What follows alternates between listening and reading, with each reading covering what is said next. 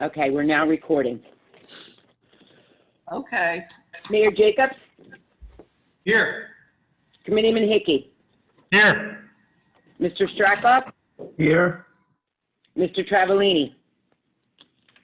Absent. Mr. Rodelius, Here. Mr. Leonard, Here. Mr. DiGiovanni, Lou? yes, you're quiet, Lou, but I got you. Mr. Zupnik, Present. Ms. Arabana, Here. Mr. Walter, Here. Chairwoman Gutschall. Chairwoman? Here. Can you hear me? Yes, thank you.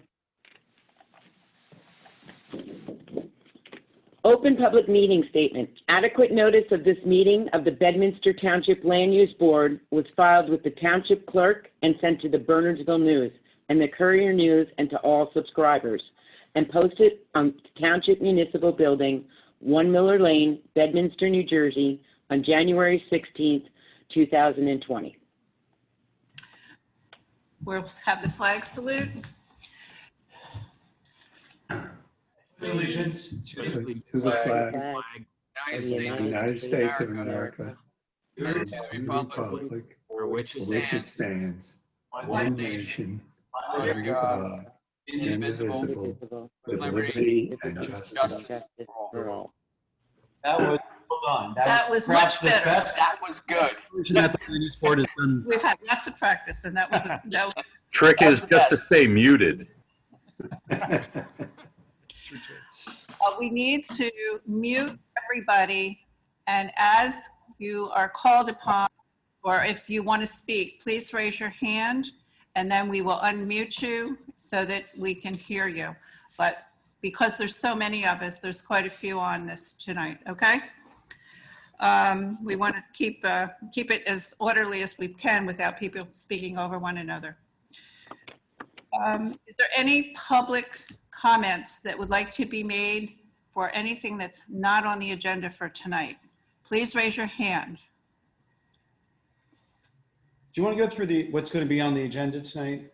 I'm going to do that. Okay, because they might, I'm going there's some folks who may have questions about well, applications that are not going to be on tonight's agenda. I understand. I understand. Okay, I don't think we see anybody that is from the public for anything that's not on the agenda. Bill Kibler has his hand raised. Excuse me? Bill Kibler has his hand raised. That's actually why I said that. Okay, well, we're going to talk about the first application. Is this about Bedminster Farms? Well, before we got to Bedminster Farms, I wanted to follow up on one thing that came up at a land use board hearing about a month ago when I was in attendance. The mayor asked a question about spotted lanternflies, and I realize this isn't actually land use board business, but since the question was asked in this context, I just wanted to let folks know that at Raritan Headwaters, we've started putting together some informational material that's available on our website, raritanheadwaters.org. And that we have a meeting scheduled with the Bedminster Environmental Commission on November 4th, where spotted lanternflies won't be the only issue on the agenda, but they will be the number one issue on the agenda. And I'm sure the Environmental Commission will follow up with the Township Committee and the Land Use Board after that hearing. So if anyone has questions after that, feel free to ask me or your Environmental Commission. That was the general thing. Thank you. Thank you, Bill. Thank you. Okay, Bedminster Farms, which is the first thing on the agenda for the planning board, but this will not be heard tonight because we had two other applications that came before Bedminster Farms, and we put you on the agenda because you had noticed, so it's to be carried. We have you carried now till November 5th. So anyone who is it's interested in Bedminster. Madam Chairman, if I could, I'm sorry to interrupt, but Go right ahead. I've had conversations with the attorney who represents both Bedminster Farms and Lamington Farms. And based on their schedule, it's their opinion that they probably, Lamington Farms will not be back until December. So that's why I think Bedminster Farms, I agree, should be November 5th. And we'll carry it to then, and we'll see how we go tonight and potentially carry the larger application tonight if it doesn't finish until November 12th. Okay. So just so everyone understands that we won't be able to get to Bedminster Farms tonight, so we will not be hearing that. And Madam Chairman, we'll just confirm for the record that the Bedminster Farms application will be carried without additional notices to November 5th, 7 p.m. Probably Zoom, almost certainly Zoom. There'll be no further notices. Okay, is there anyone who would like to speak about anything on the planning board?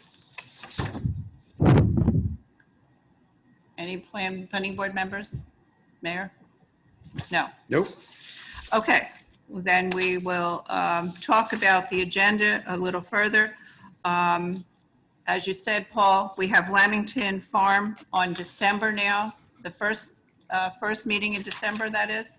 Yes, they will have to renotice for that, but because I don't believe that they have a current notice, but based on the conversation I had yesterday, that's what they're looking at. Okay, so that'll be December 3rd, the first meeting in December. And we have a date for Pluckerman Inn. Pluckerman Inn was incomplete. However, they've submitted some additional information, so I think they can be deemed complete and scheduled. I think it's a relatively short application. If the board wants to do that on November 5th as well, I think that could be done and taken care of before the Bedminster Farms hearing. Yeah, put it on first on the agenda. Yes, okay, so that's November 5th. Okay, so then we are ready then for our first application tonight, 151 Hacken Barney Road.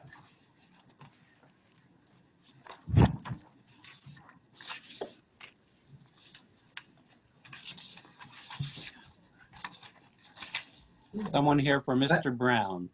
How are you? Hi. Thank you very much, everybody. Appreciate your time. I'm here. I'm Scott Brown. I'm here with my wife, Lisa. And we are indeed at 151 Hackle Barney Road. I have a couple words. Scott, please wait. You have to be sworn. Oh, And you will be testifying. And if your wife would like to testify, she needs to be sworn as well. okay. And I'll customary. be testifying as their architect as well. Okay, so would you all the witnesses for Mr. Brown and Mrs. Brown's application, please raise your right hand. Do you swear or affirm to tell the truth, the whole truth, and nothing but the truth, so help you God? I Yeah. do. Now, please state your names and address and spell your last name. Scott Brown, BROWN, 151 Hackle Barney Road, Pottersville, New Jersey. Lisa Brown, BROWN, 151 Hackle Barney Road, Pottersville, New Jersey. Cindy Bornerlay, BOERNER-LAY, 6 Squire Hill Road, Long Valley, New Jersey. Thank you. And Cindy, when you testify, please provide the board with your qualifications for it to determine if you're qualified as a registered architect in New Jersey. Will do. Okay, thank you. So go ahead. Whoever would like to go first, please go ahead. Okay, thank you, Scott. So we purchased our new older home this past July and fell in love with its old world charm, the property, the quaint, cozy feel of Pottersville, which we've loved for quite some time. We're actually originally from Schooley's Mountain on Long Valley. But we also knew that this house needed a lot of love, care, and work to make it a home for our family of 4. We went in front of the historic board last month, and we were really delighted that they loved the vision that we had for the home and property as much as we did. We want really to bring back the charm and honor what came before, and we're excited that the historic board also shared our vision and goals. They really seemed to love what we wanted to do with the home and bring it back to the old world charm. We've driven around the area as well and noticed similar properties to ours, and we want to really blend into the area. We actually changed some of our initial exterior finish selections after noticing certain themes in the area so that we would better harmonize with our new neighborhood. We've also spoken to some of the neighbors and shown them our plans, and everyone seems to be very supportive and can't wait to see the progress and bring this home back to a really nice state. We assured them that we would really do the area well. Frankly, the home is in bad shape, but we knew that going into this process and this project. It's something my wife and I have kind of wanted to do for quite some time. We didn't know, however, that it would require variances for what we wanted to do, which leads me to what we actually want to do with the home. So we would like to add a master suite at the first floor to accommodate our needs, certainly as the two of us age, and we're not that old yet, but just looking to the future. And as well as expand the kitchen, a small addition for more space in the kitchen. We want to create a more open, family-friendly living, dining, entertaining space, and that we can all fit in and enjoy.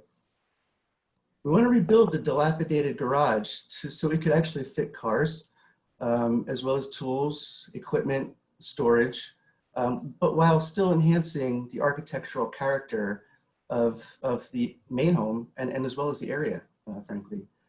We want to repair and replace a lot of the failing materials, siding, which is a lot of holes in it and cracks and so forth. I think a woodpecker's had its way with it several times. The roofing, and I think the roofing is at the end of its life.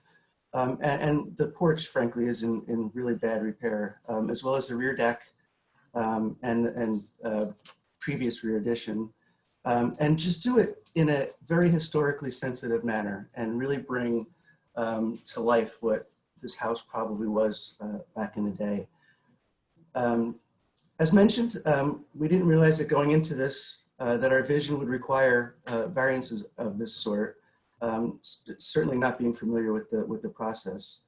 So that's kind of what we're looking to do. Again, doing it in a very historically sensitive manner, bringing life back to the home, the property that it actually deserves, and to fit into this beautiful place of Pottersville.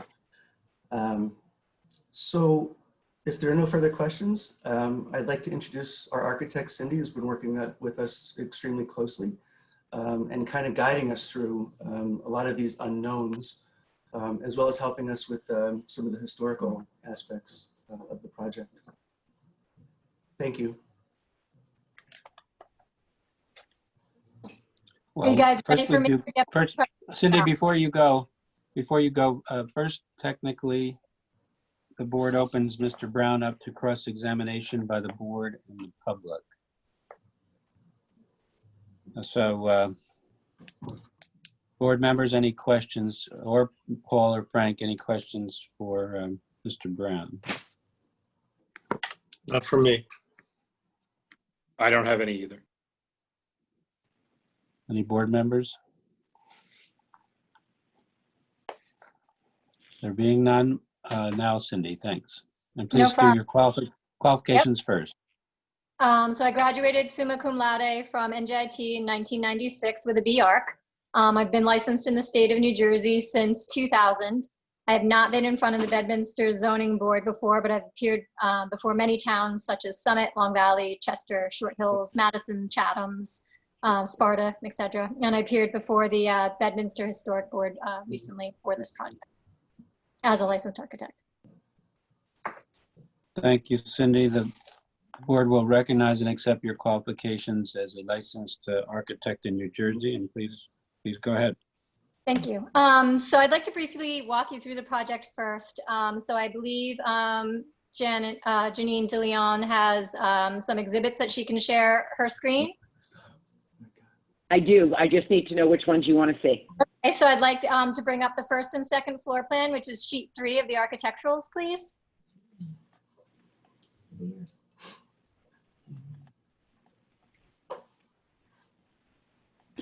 Is that correct?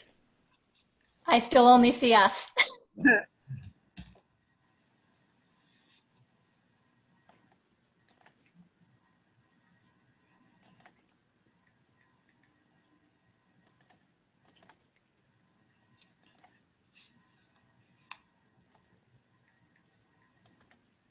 We will just report for the record that Richard Trevigliano joined the board at some time before now. Rich, did you hear this whole case, the Brown testimony?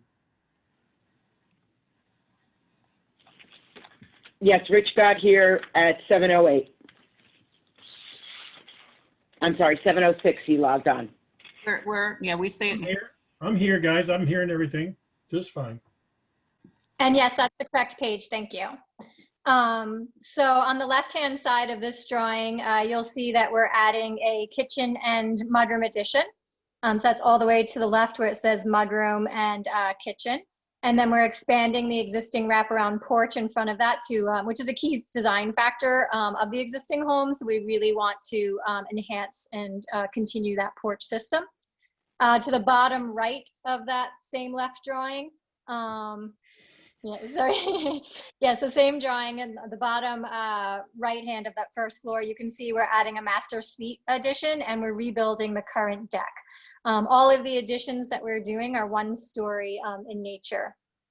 On the second floor, which is the floor plan that's on the right of this sheet, we're just doing interior renovations to enlarge bedrooms by basically taking 2 bedrooms, taking the wall down in between and making it 1 larger bedroom. And this also keeps our bedroom count the same for our septic reasons. None of that actually requires any variances, but I just wanted to kind of tell you what we're doing at the second floor as well. If you could slide down to sheet 4 for me.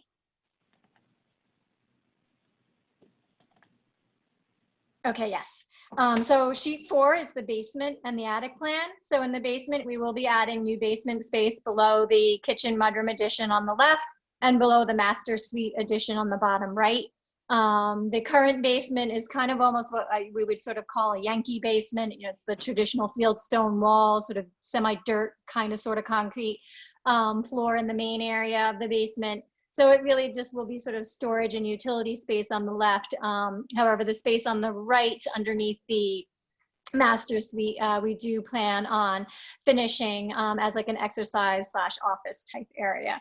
And there will be no changes to the attic. Our additions require a number of variances due to the existing non-conforming lot size and our existing non-conforming home placement. If you could skip to sheet 1 for me, please. 1 sec. Is that correct? Yes, thank you. So here you can see our lot size is extremely undersized. It's less than 1 acre versus the 10 acres required. It's almost impossible to abide by the setbacks and coverage requirements on a lot that's 10 times smaller than it should be for the zone. Admittedly, we do get some reprieve with the undersized lot requirements. The dotted line sort of in the middle of that site plan, I don't know if you can kind of see it, but that actually indicates our buildable lot area. As you can see, there's no way to fit a home in this area unless it was a single wide trailer or a series of train cars. So as you can see, there's no way to improve this property without going for a variance.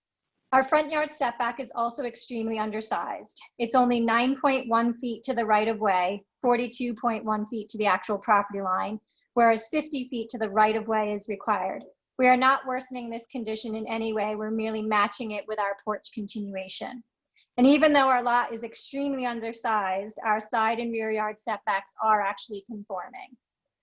We also require a small lot coverage variance. Again, I would argue that this is due to the small lot and the fact there's an existing detached garage setup, which increases the amount of driveway area. Our lot coverage is 12.6%. We are requesting 16.1%, whereas 15% is allowed, a de minimis 1.1% variance. Interestingly, here, if we abided by our actual zone requirements, we would be allowed 20% coverage and therefore not require lot coverage. However, the lot coverage requirement is reduced to 15% for the non-conforming lot requirements. I would argue that our lot can handle the additional lot coverage because our building coverage is below the allowable and we are completely surrounded by woodland, no neighbors to worry about runoff or drainage issues. In addition, we are proposing a dry well, which will collect the additional runoff created anyway, thus not creating any negative effects on our property or the neighboring properties. And finally, we require accessory structure front yard setback, also for an existing non-conforming setback. The current and proposed front yard setback is 35.4 feet to the property line and 2.4 feet to the right of way, whereas 50 feet, sorry, hold on. Let me just turn that off. That's me, okay. Whereas 50 feet to the right of way is required. Again, this is an existing condition that we are not worsening, but merely matching as we make the garage slightly taller. I would also argue that the variance sounds worse than it is, given the requirement is to the right of way line and not to the actual property line. If you could go to sheet 7 for me, please.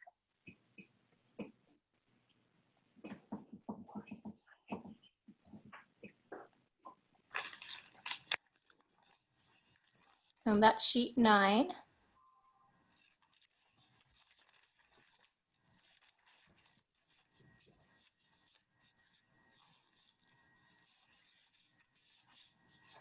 That's sheet 6. That's sheet 9. Oh, I guess order. You're not in order. 9, 11, 12.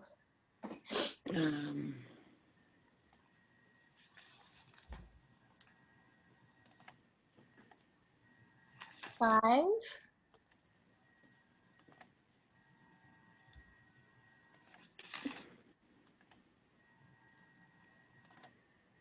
That's 13. I don't know why I'm not seeing 7. Hold on. I think you might have skipped one sort of in the middle. Yeah, I go from 6. I think to the left of that one. I'm not sure if you highlighted that one. I know that would make it out of order, but I think it might be the one just to the left. Yep, that's it. It's just rotated funny now. So everybody just turn your head sideways. Okay, there we go.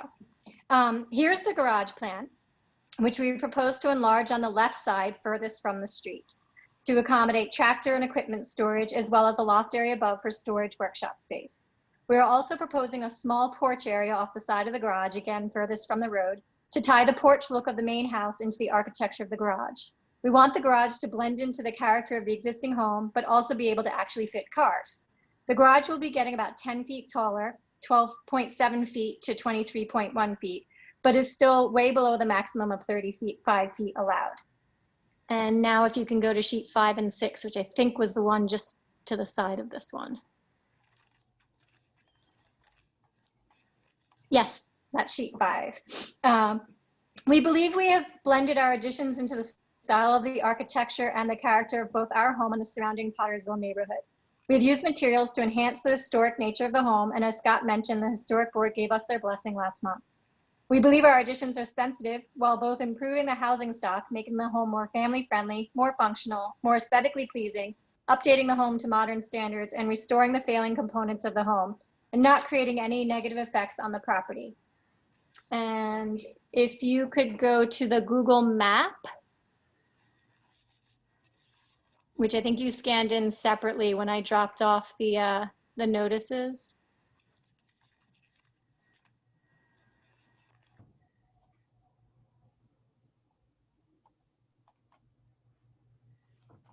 That's the engineering. Oh, that's it. Yep, perfect. So that black circle in the middle is our house. As you can see, we don't really have any direct neighbors except for trees and farmland. Therefore, we're not blocking the light air view of any neighboring properties. Our engineering efforts assure we are not creating any negative impacts due to runoff and increase in lot coverage. In conclusion, for all of these reasons, we hope the board looks favorably upon our application. Thank you. Does anyone have any questions for this witness? Yeah, it's Larry Jacobs. I have a question for the architect. Cindy, you mentioned a couple times that there's no neighbors and it's surrounded by forested woodland. Is it completely surrounded by Hackle Barney State Park? I don't believe so, no. Who are the neighbors? Well, on the 200-foot list, they're listed. I'm curious about who's immediately adjacent to the parcel. Scott would probably know that better than me. Scott? There's the fire department, but they're not that. It's the fire department, Purnell the School. Purnell School. There's a then big field, like the Purnell School, I think has a big field right across the street from us, but there's no neighbor within any, view whatsoever. No, Mayor, to answer your question, the property is surrounded on 3 sides by Hackle Barney Park. And across Hackle Barney Road is the Purnell School. Right. I know Purnell across the street and certainly the fire department down the street, but I just wanted to confirm that on the 3 sides, it's surrounded by Hackle Barney State Park. Yes. Correct. Thank you, Paul. Is there anyone else? Madam Chair, I did have a couple of items if I could. Yeah, absolutely. This is Paul Ferraro. I just want to talk about some of the items in my letter. And I think you've kind of touched on this, but I just wanted to confirm that the garage is basically a dry facility. No plumbing is going to that? That's correct. Okay. One of the comments in my letter deals with the Board of Health. You will have to go to the Board of Health for the alteration of the septic system because you're moving the tank. And I just want to advise you that the township ordinance are fairly stringent, and it relates to the definition of a substantial improvement of the home. And if the cost of construction exceeds 50% of the value, the assessed value of the improvement on the property, then you will need to do a new septic system in accordance with the current standards. That's Yes. going to be a challenge on the property. Yes, we're aware of that. Okay. Just want to make sure that's right up front. Anything else, Paul? No, that's it. Okay. Maybe we should go to Frank. Is there anything on your end, Frank? As usual, Paul stole my thunder. Thanks, Madam Chairman. I think it looks like actually a good fit for the property, and given the size of the lot and the standards that we've accommodated smaller lots with, it doesn't seem like there's an unusual ask here. Thank you. Thank you. Anyone else from the board? It seems like, hi, this is Rich. Yes. It seems like they were very careful to, comply with the ordinance as much as they possibly could with the spot that's, challenged. Obviously, our ordinance wasn't drafted with this particular property in mind, so it seems like they're doing their best to comply. But I'm having a little bit of struggle with the drawings, understanding what is existing and what is changing. So I'm wondering if Cindy, you could kind of walk me through, and maybe we can give up control of the plans and you can outline the existing structures and show where the expansion is. So I'm going to flip my screen so that you're looking at my computer screen so that I can actually kind of point to the screen, which I think would probably be more helpful. Yeah. We can give up control too. I can't because CAD isn't on my iPad, so I can't have both on the same device. Because CAD's not iPad friendly and the drawings are in CAD and I'm zooming on my iPad. So I'm gonna flip my screen. Okay. So this is the first floor plan. So I'm gonna kind of outline with my pen the existing house. So the existing house. Wait 1 second, Cindy. We're going to enlarge it so the board can see it better. Okay. Janine needs to do it. Oh, Janine needs to do it. Okay. If you tap on the speaker view button, it gets big. Me or somebody else? So we're good. Okay. This is just in here. Oh, this is just in here? Yeah. Sorry. For viewers, if you tap on the speaker view button, it will get large because Cindy's speaking. Got you. Okay, is everybody good? I'm good. Okay. So the existing house, I'm outlining with my finger. Okay, the addition is this piece here, which is the kitchen and mudroom, and then the additional piece of porch. And then the other addition is the master suite back here. So that's on the first floor. The second floor, we're not actually adding any actual space at the second floor. It's all one-story additions. And then hold on a sec. So at the basement, again, we're adding underneath the kitchen and mudroom, and we're adding underneath the master suite. In what direction is the encroachment or Hacklebarney with respect to the? Oh, this is the front of the house. Okay, so there's no encroachment beyond the existing building line in that direction. Correct. We are not worsening the existing nonconformance. This is the existing porch. We are continuing the porch, but it doesn't get any worse than the existing already is. Okay, and any further encroachment on the side yard as I think was described The here? side yards are both conforming. So this one we're matching. This one obviously gets closer to the side yard, but our side yards are both conforming. So the only real issue is the lot coverage, which is 1.1% greater than what's permitted. So it's the front yard for this additional, obviously the whole house is basically built in the front yard setback. So again, though we're not worsening it, we still do need a front yard setback. Mhm. And then the garage. So again, not worsening the existing condition, but this is the existing garage. We are adding this piece to the garage, and then we're adding an open porch to the garage. So the street is here. So red is the existing partitions and blue is the new structure? No, red is the dimension lines. This is the existing garage.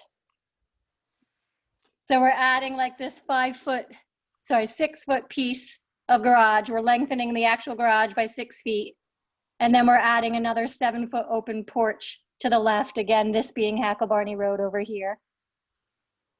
And then it's getting taller because we're adding a second floor loft space over the entire garage. So if I go to the garage elevation, so this is the proposed front elevation of the garage. This is the view you actually see from Hacklebarney Road. And the existing garage, because I actually have it dotted in so you can kind of see the difference. So this is the existing profile of the garage, and then the red dotted, sorry, I almost dropped you. The red dotted line is the proposed outline of the garage. So from a massing perspective, the garage is like doubling in size. It's getting 10 feet taller than it was. Okay. All right, thank you. You're welcome. Question? Once again, the space above the garage is to be used for what? It's just like a loft workshop space. Not living space. Not living space at all. Plumbing, no kitchen, no bathroom, no nothing. Unless I have to kick a kid out. You only have electrical only in that loft? No heating? I think you can only get away with that during COVID. There'll be electric, correct. Scott, are you planning on heating that space? We haven't. We are not, no. Anyone else from the board? Yeah, I have a question, Lou. What's the age of the home? It was 1850, was it? Yeah, 1870. Well, some of the research that I did indicated that it was built, they think it was built prior to 1860. But I believe when we purchased it on the record, it was like 1865, but. Close. Okay, thank you. Anyone else on the board? Raise your hand if you want to speak. Okay, I think we can open it up to the public. Is there anyone here who would like to speak? Please raise your hand so we can see.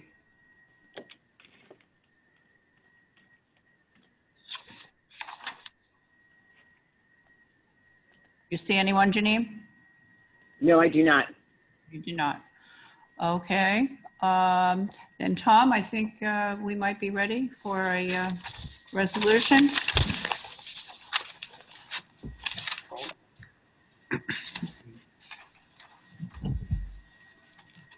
Mute. Tom, are you there? Mute it, Yeah, mute. Look. unmute. Space bar on a computer. Tom? We lose Tom. He's working on his muting. He hung up on it. He's there. He's on the second Yeah. screen. Now it's unmuted. Thank you. Oh, okay, Tom. So, Madam Chairman and board members, it's a motion to approve the C variance application as discussed this evening with the conditions discussed this evening and with the conditions set forth in the reports of Paul and Frank.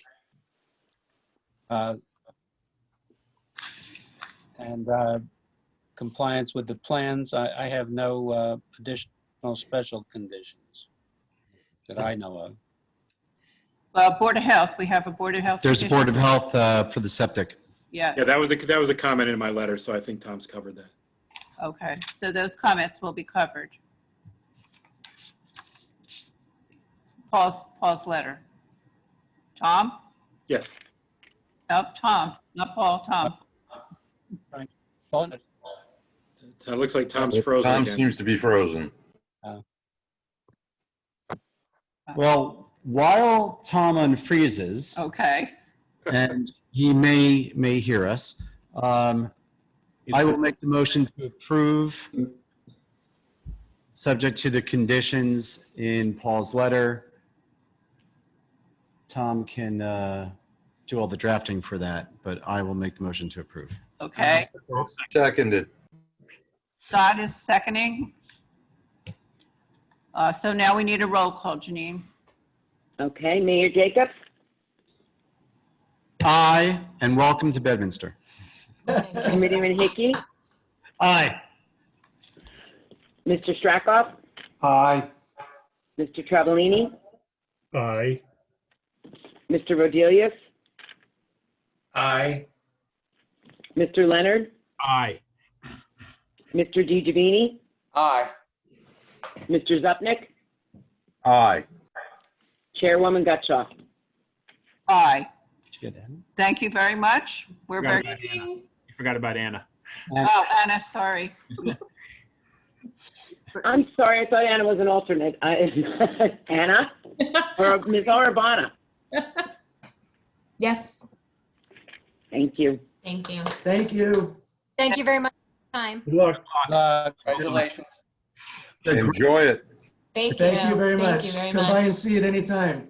It's a great property. It's, certainly for those of us who know that area, it's a gateway as you come down to Hacklebarney from Long Valley and Chester. And I think the plans are great. And anyone who's going to restore a home in Bedminster is okay by me. Thank you so much. Thank you So very much appreciated, everybody. Good luck to And you. I am a aye as well if I was supposed to vote on that last one. This is Tim. Yeah, Janine.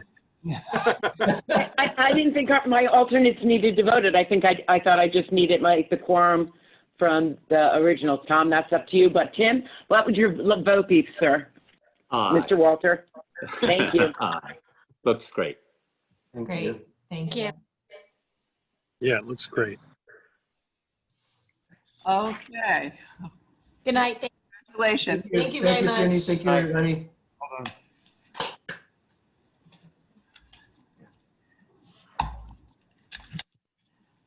Okay, we now are going to go on to our next hearing, which will be 1525 Bedminster. Yes, the mayor and Mr. Hickey are leaving. They are not part of the zoning board or the Board of Adjustment. So as soon as they leave, we can start our hearing.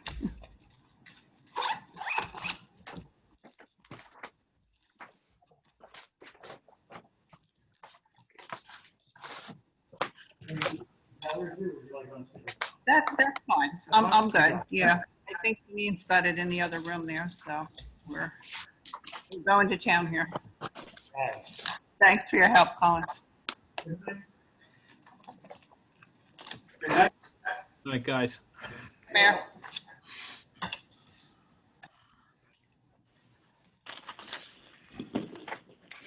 Okay, I think we're ready to get started. You there? Yes, Madam Chair, members of the board, members of the public. Can you hear me? Number one. Yes, we can hear you. Yes. Okay, I'm going to ask that Mr. Henry, who is going to be one of my witnesses, just show the rendering of the site just while I'm speaking. I'd like that to be pulled up.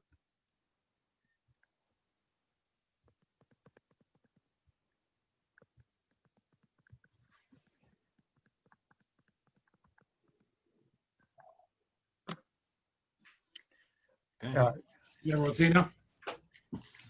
Yep. All right.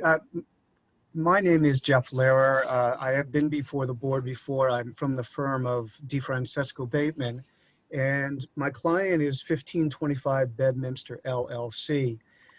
The property that we're dealing with is identified commonly as 1525 Lamington Road, Lot 44, Block 22, and it's located at the intersection of Route 206 and Lamington Road. We're seeking preliminary and final site plan approval together with D2 and other bulk and sign variance relief, as well as parking variance relief, as more particularly identified in Mr. Banish's review letter. My client is seeking to demolish the existing structures on the property to retain the guest service portion of his business, eliminate the service bays, so there will be no longer any repair work done on the site, and to construct what I would consider a state-of-the-art 4,666 square feet building, which will house two businesses, namely a drive-through quick food store, such as a Dunkin' Donuts, and a convenience store. The quick food component will include a drive-through in the back of the building. My client went the extra mile, board members, to design an architecturally spectacular, what I would consider spectacular building, and uniquely designed gasoline canopy using real timber as the architectural element which makes this design so striking. There is no doubt that this is a gateway site in the township. My client is keenly aware of this and has gone to great lengths and expense to have his architect design a site which this board and the township may be proud of in the future. We did appear before the Environmental Commission last night. They were very impressed with the architectural design, the change from what was to what will be, and they also granted the waiver of the environmental impact statement. The County Planning Board has also approved this application, and in doing so has imparted jurisdiction over access to the NJDOT and on stormwater issues to the township itself. To keep matters brief, I have 4 witnesses this evening: Jim Henry, our site engineer; John Sirocco, our site architect; Nick Vervedes, traffic engineer; and and batting cleanup is Keenan Hughes, our professional planner. So, Mr. Collins, I'm not sure if you want to swear them all in together or one at a time. All together would be fine if they would please raise their right hands. I think we need to get rid of the map, I'd have to go with, yeah. the facade. Okay, gentlemen, please, I assume you have your hands raised, but I only see one of you. Does everybody have their hands raised? Yes, you do. Yes. Please state your names. I'm sorry, first we'll swear you in. Do you swear or affirm to tell the truth, the whole truth, and nothing but the truth so help you God? I do. I do. And now, starting with Mr. Henry, please state your name, spell your last name, and give us at least a business address. Sure. James Henry, Henry, from Dynamic Engineering Consultants, and our business address is 1904 Main Street, Lake Como, New Jersey. We also have an office just up the street in Chester. Thank you. Okay, Jim, you and I have spent quite a bit of time. Let's do all the names first I'm sorry. for this part of the record, Jeff. So Mr. Sirocco, please state your name, spell your last name, and give us your address. Sure. It's John Sirocco, S-A-R-A-C-C-O. Business is located at 108 Holmes Street in Boonton, New Jersey.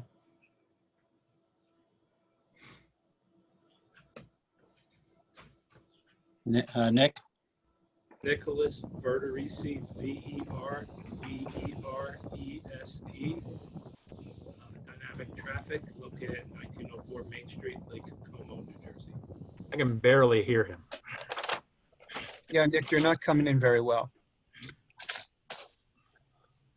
All right, we'll start that over. Nicholas Verderisi. Better. V-E-R-D-E-R-E-S-E. Dynamic Traffic, 1904 Main Street, Lake Como, New Jersey. And Mr. Hughes? I'm Keenan Hughes, H-U-G-H-E-S.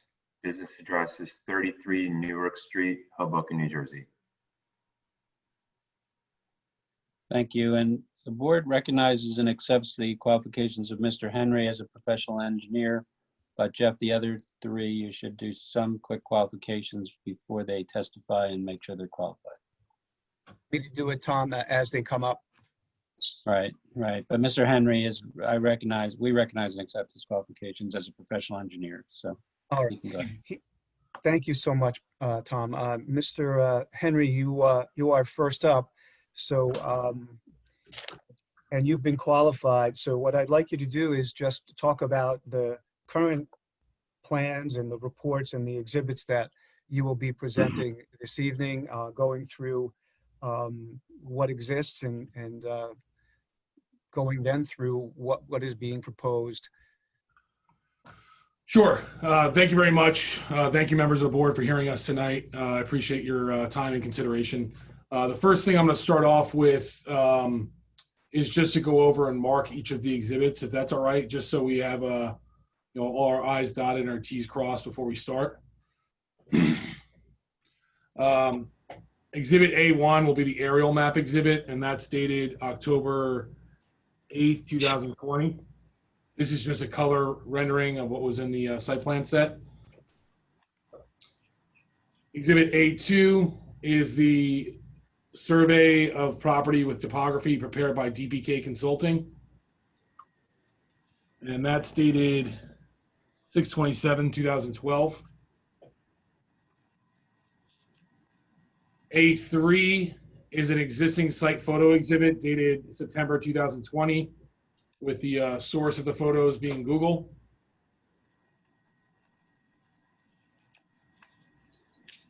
A4 is a colored site plan rendering prepared by Dynamic Engineering dated October 8th, 2020.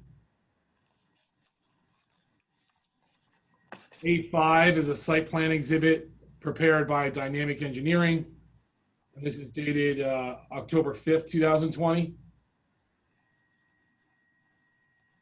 Just to explain the difference between A4 and A5, A4 was the original site plan application that was submitted to the board, and A5 incorporates some of the comments that were received from the board's professionals, as well as the planner and the engineer. We made a couple of changes based on their comments, and I think the board will appreciate those changes that we've made. Exhibit A6 is the vehicle circulation plan for the tanker truck. A7 is the vehicle circulation plan for the tractor trailer WB50.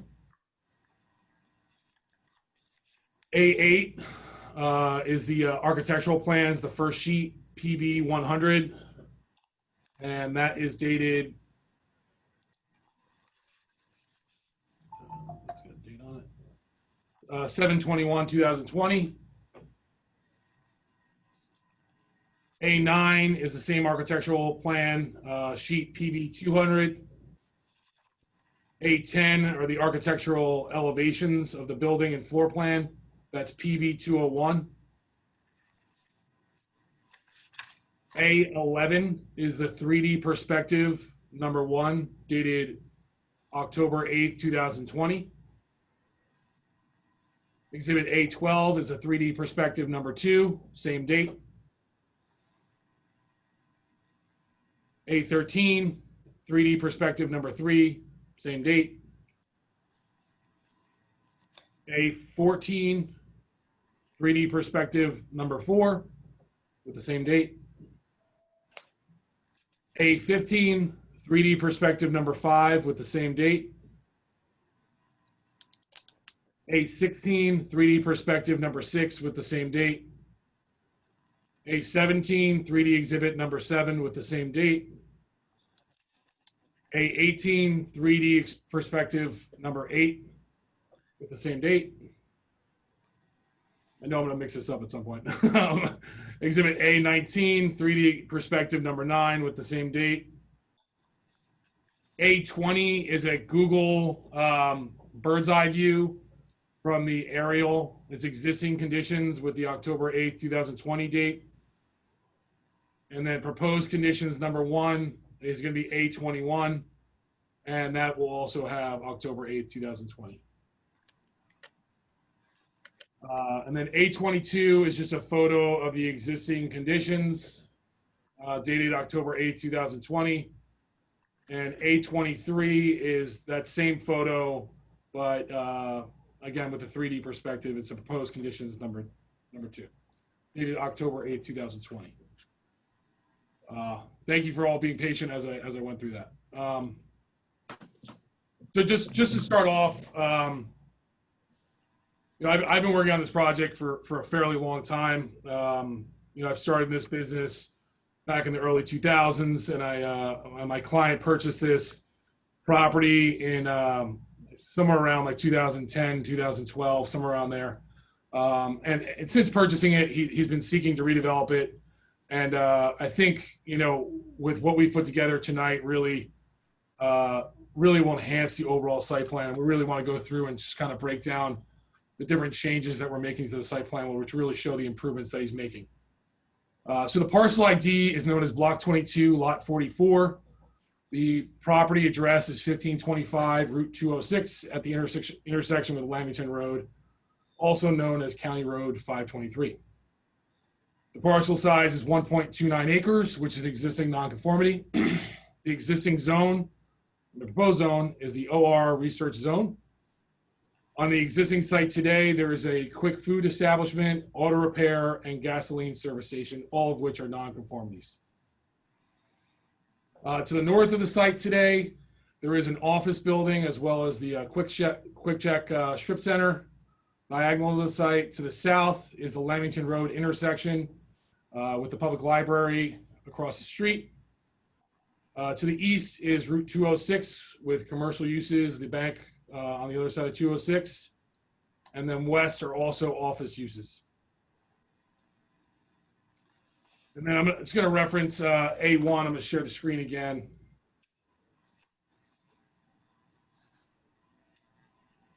We can see all the different uses around the site. I'm sure many of you are aware of this particular site since it's located at such a main intersection in town. Just going over the existing conditions again. So I'm going to be referencing A2, which is a survey of the property. There is an existing quick food service establishment. There's a Dunkin' Donuts within the building. There's auto repair with several repair garages facing both east and west. And then there's a 4-pump gasoline service station located pretty close to Route 206. And those are all the existing conditions. As far as existing access, there's a very large existing access near the northerly corner of the easterly corner of the property. And then just below that is an egress only driveway. also located just south of the existing gas canopy. There's a full movement driveway located along the southwesterly corner of the site, and that provides access to Lamington Road. And Lamington Road and Route 206 is a signalized intersection. The Lamington Road driveway is basically to remain unchanged. And based on some comments that we did receive from the board's professionals, we're going to be doing some improvements to the two Route 206 driveways to really help improve traffic safety. Existing topography, it's generally flat. It does get a little bit steep in the back of the property, but for most of the site, the improved area, the site is generally flat. The existing building is approximately 3,600 square feet on the first floor and approximately 3,600 square feet on the second floor. The second floor is used primarily as storage. So the total area of the building is approximately 7,204 square feet. We are going to be proposing a slightly larger building, but we're not going to be proposing a second floor. As far as the canopy, there's an existing canopy, as I mentioned, along 206. It's a fairly large and long canopy, and it parallels Route 206. It's 116 by 23. There are two existing underground tanks on the property, and those were recently replaced in 2015 and are to remain as part of this application. One of the big things we want to try and improve as part of this application, right now, I think many of you know the gas fueling positions are very close to Route 206. And in all my, I've passed by this site on fairly frequently as I go to my Chester office, and occasionally we do see the cars backing up on 206 and kind of create congestion near the northeasterly driveway. And what we would try to do is really try to improve that under the proposed conditions and try and improve traffic safety overall. So as far as the proposed conditions, and I just have some photos of what the site looks like today. That's Exhibit A3. Excuse me.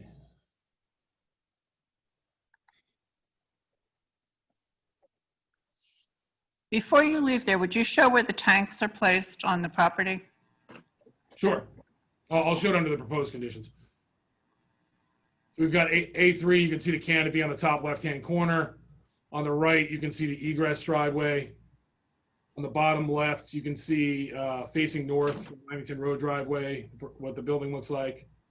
And then the bottom right on the exhibit, you can see the site from the other side of 206 facing the gas canopy. And now I'm going to be referencing the proposed conditions. I'll go over where the fueling tanks were installed. 1 second, just got to zoom out.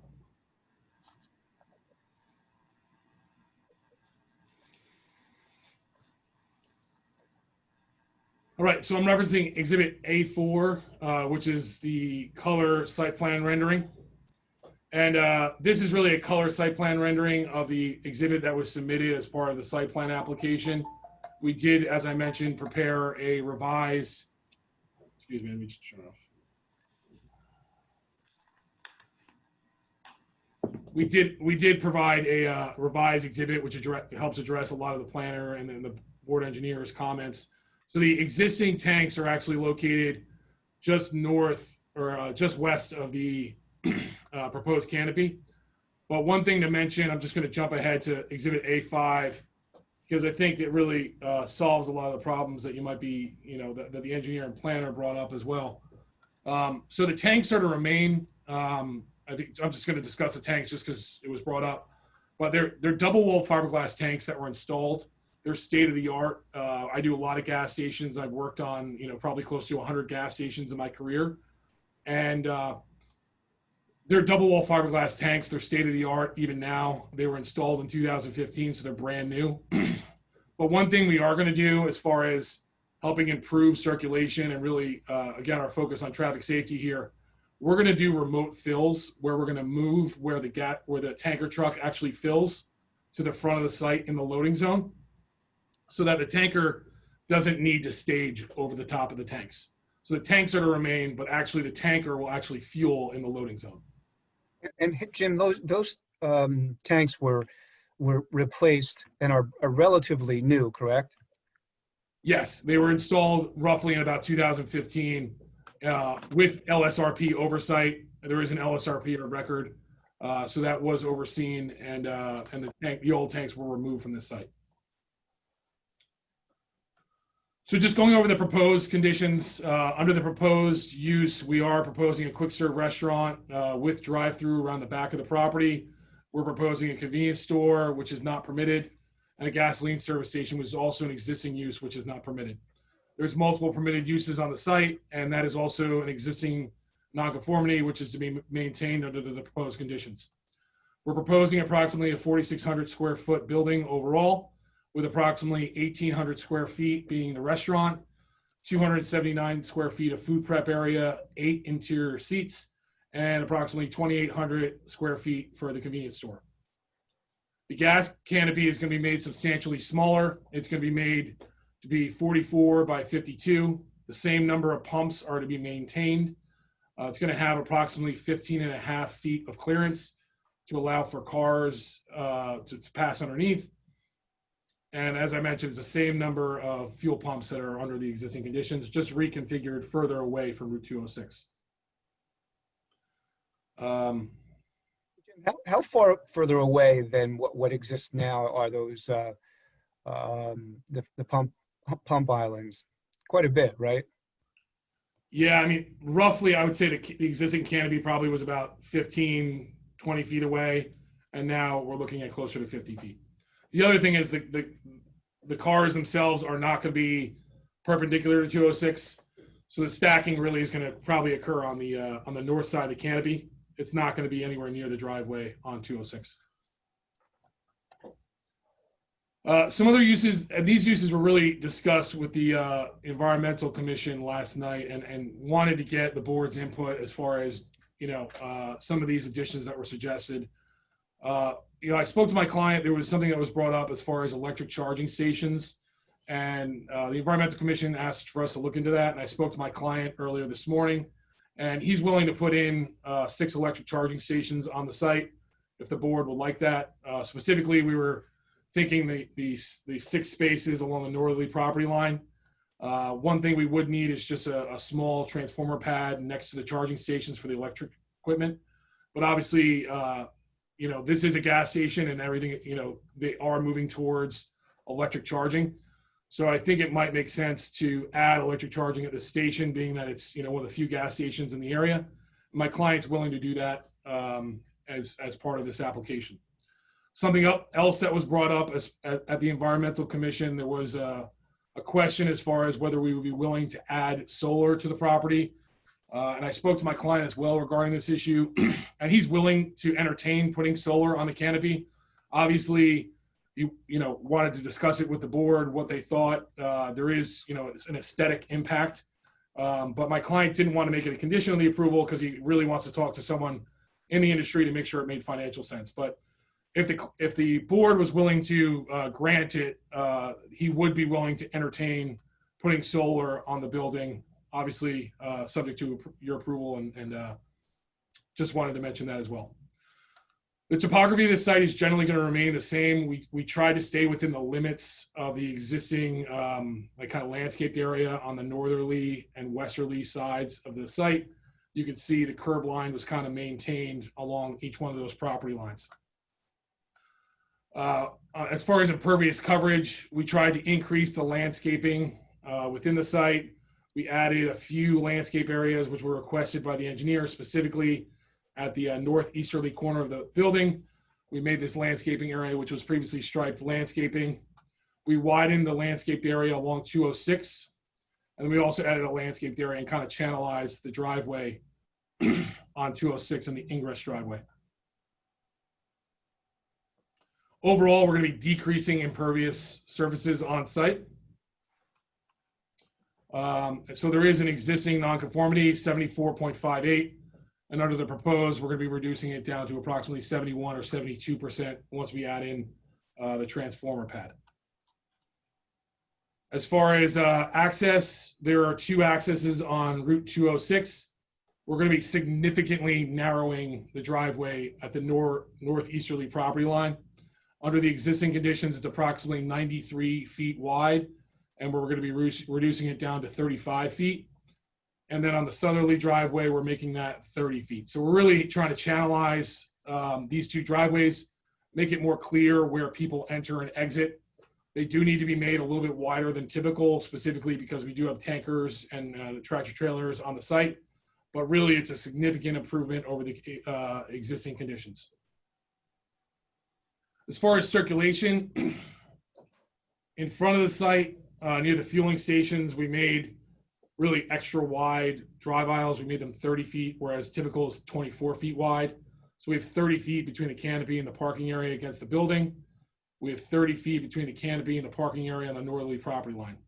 We also have 30 feet between the loading area and the canopy in the front of the building, and 30 feet in front of the, in front of the canopy, and 30 feet in front of the building.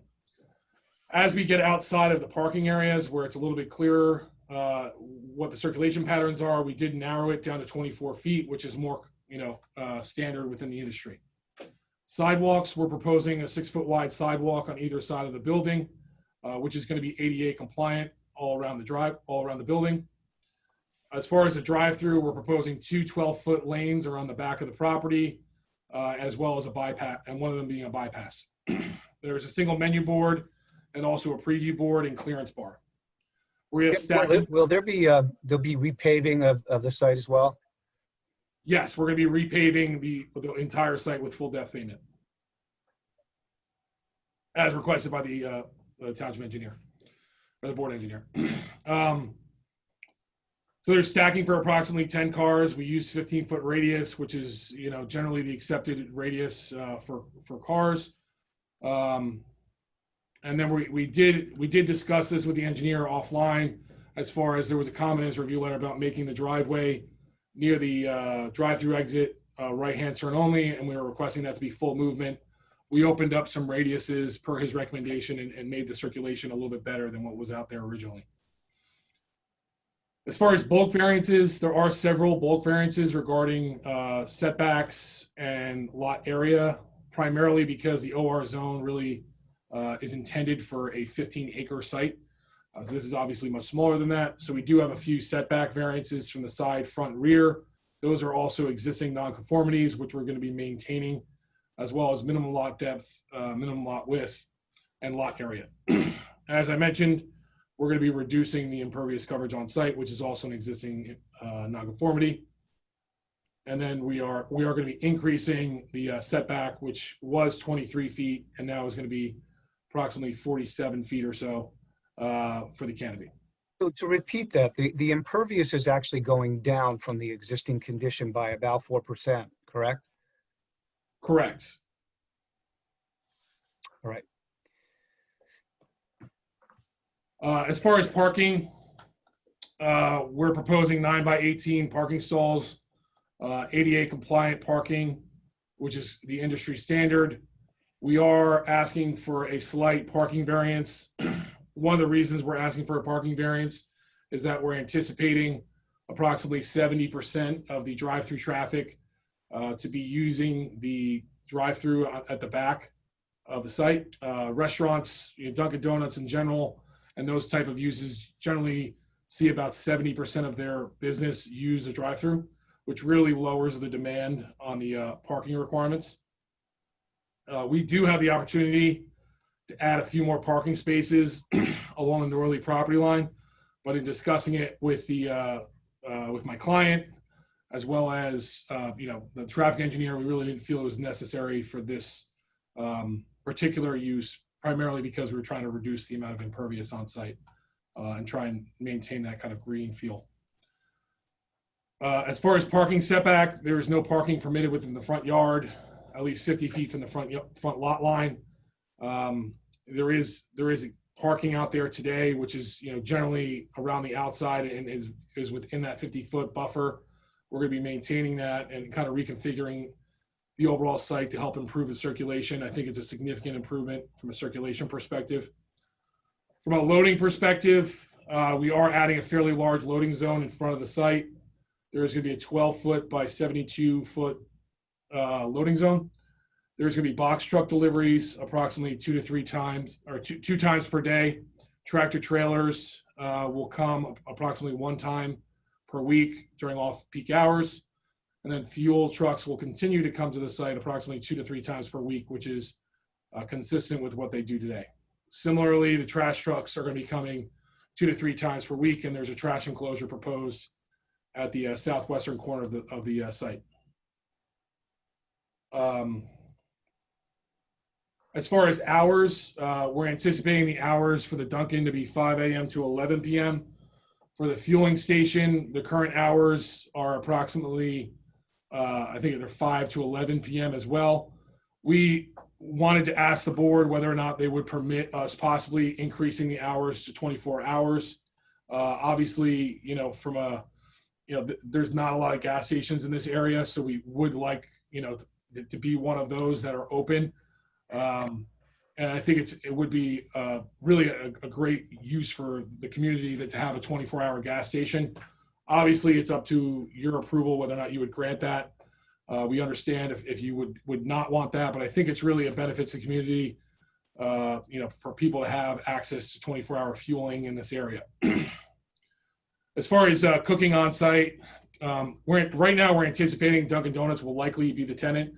However, we have not signed any sort of agreement with them. So we would like to leave it open to reserve the right to possibly cook on the premises. There will be no outdoor storage at all. We're not proposing any storage with the fueling station, and then no storage with the convenience store or the restaurant use. So we're not proposing any outdoor storage. One thing that did change on the plan that was previously submitted to the plan that's in front of you today on Exhibit A5, we did add a small HVAC area on the ground in the back corner of the building, basically allow for air conditioning units. We were going to add like a 4-foot high vinyl fence or wood fence, whatever the board would prefer, around that area to screen it. As far as buffers, we really tried to maintain the large buffer area, as I mentioned earlier, on the northerly and westerly property lines. We also added a significant amount of landscaping in these areas to really help supplement the trees that are out there. And as was mentioned earlier, there really are no wetlands or streams in the vicinity of the site per GIS. So we really don't have any environmental issues around the outside of the site. As far as trash enclosure, the trash enclosure will be approximately 20 by 20. And we're going to have a recycling dumpster and then also a trash dumpster. We are asking for a generator in the back of that facility as well. One of the reasons we're asking for the generator, and after talking to my client, he does lose power quite often out here. And obviously during Hurricane Sandy, as well as the other storms we've had since then, this was not open. I think it would be, really a benefit to the public and the health, safety, and welfare if there was a gas station, especially being that there are not a lot of gas stations in this area that could operate during emergency circumstances. So we're anticipating that generator to likely be a gas generator, but we have not determined that. There will be an acoustical screen over the top of the generator, and we will comply with New Jersey noise requirements. In addition to the acoustical screen over the generator, there will also be a 6-foot high masonry wall around the enclosure, and the facade, per the recommendation, I believe, of the planner, will be designed to integrate into the building facade. Again, just going back to the tanks, one thing I just wanted to mention that when the tanks were removed in 2015, there was an LSRP hired to make sure that there was no contamination. Basically, there's been a history of some contamination on the site over a number of years, being that this site has been a gas station for a long time. And at this point, the LSRP has told me that basically it's going to be monitored for natural attenuation. And what that is that basically the contaminants that are on the site will basically degrade over time, and that there's no active remediation required on the site. So right now we submitted to the DEP and we're basically waiting for them to review and approve that. And it does take a little while for them to approve that report. So a remedial action report was submitted to the DEP. As far as lighting, we are proposing a number of lights around the site, and really it's a full upgrade to the site. The only thing that's really being maintained is the tanks, as I mentioned earlier. So as far as the proposed lighting, we did have a number of lights. We have approximately 9 lights under the fueling station, which will be at a mounting height of approximately 15.5. That will comply with the ordinance requirement of a 16-foot mounting height. We also had shoebox lights under our original lighting design, and we are willing to basically change those out for a more decorative fixture with similar illumination that has been used previously in town. So we will be using a decorative light fixture, pole-mounted fixture around the entire site to really kind of give that historic look to the site. And, you know, when you look at the 3D, I'm sure many of you have already seen kind of the 3D image. You know, the architecture is really, I think our architect did a great job, really unique property itself. And I think it's really, overall, the site will really fit in together with the different things that we're proposing. And really will be, you know, it will make it a state-of-the-art gas station and commercial facility for years to come. As far as, there was one comment, I believe, from the engineer as far as the illumination underneath the canopy. And, you know, for those of you not familiar with, you know, gas stations and how they operate, basically, you know, obviously there's point of sales underneath the canopy. You know, oftentimes you see higher levels of illumination underneath the canopy than you typically would around the site, obviously for the safety of the workers. So there is a little bit brighter light underneath the canopy, and we really did our best to try and minimize the amount of light. One thing that was also recommended, to instead of doing like a white light underneath the canopy, we're willing to change the color to a 3500 light, which is more of a kind of yellow, softer light. And we're going to do that throughout the site so it doesn't look like bright white LEDs. It'll give it more of a softer yellow tone from an illumination standpoint. And then one other thing, you know, we're going to be going for a DOT permit, so we're going to be working with the DOT. They also have their own lighting requirements, so there's not going to be a lot of spillage out on 206. So one of the things you mentioned was about just talking about this. Just for clarification, Stonefield actually believes that, had put in their review letter that the Lamington portion is under the jurisdiction of the county, but we've got a letter from the county saying that the jurisdictional map extends to that exit point, so that it's all under the jurisdiction of the DOT, correct? Our traffic engineer actually was looking into that. I don't know if he ever got me an answer, so he'll actually testify that probably next, as far as who has jurisdiction. All right, great. There is some confusion as far as exactly where the limit of the DOT is on Lamington Road. So, so again, over as far as landscaping, just to kind of, you know, go over what we're looking to do, I'm going to reference the 3D rendering while I'm discussing landscaping. Actually, you know what? Before I go through landscaping, I just wanted to show each one of these, the truck circulation exhibits. We've got the tanker truck. It comes in, probably will come off 206 and make a left, but then it'll come through Lamington Road. It will stage in the loading area. It will fill off of the passenger side into the fill ports that are located along 206, and it will circulate back around. The tanker truck is anticipated to come during off-peak hours, so we're really not anticipating any sort of conflict with, you know, with the tanker truck itself. And then as far as the tractor trailer, we're anticipating that to go left off 206, come in the site back into the loading zone, and then pull back out onto Route 206. So both of these, you know, trucks are basically going to be operating and utilizing the loading zone. So again, going to landscaping. Skip ahead to the 3D images. Can you images? The 3D images show obviously a larger driveway, which is more consistent with the original site plan we had. We've significantly narrowed this and got rid of a lot of this asphalt right near the front of the property, so that it's not exactly accurate where that in that particular area, but most of the site is going to remain as is. So as far as landscaping, you can see around the rear of the property. To a different angle.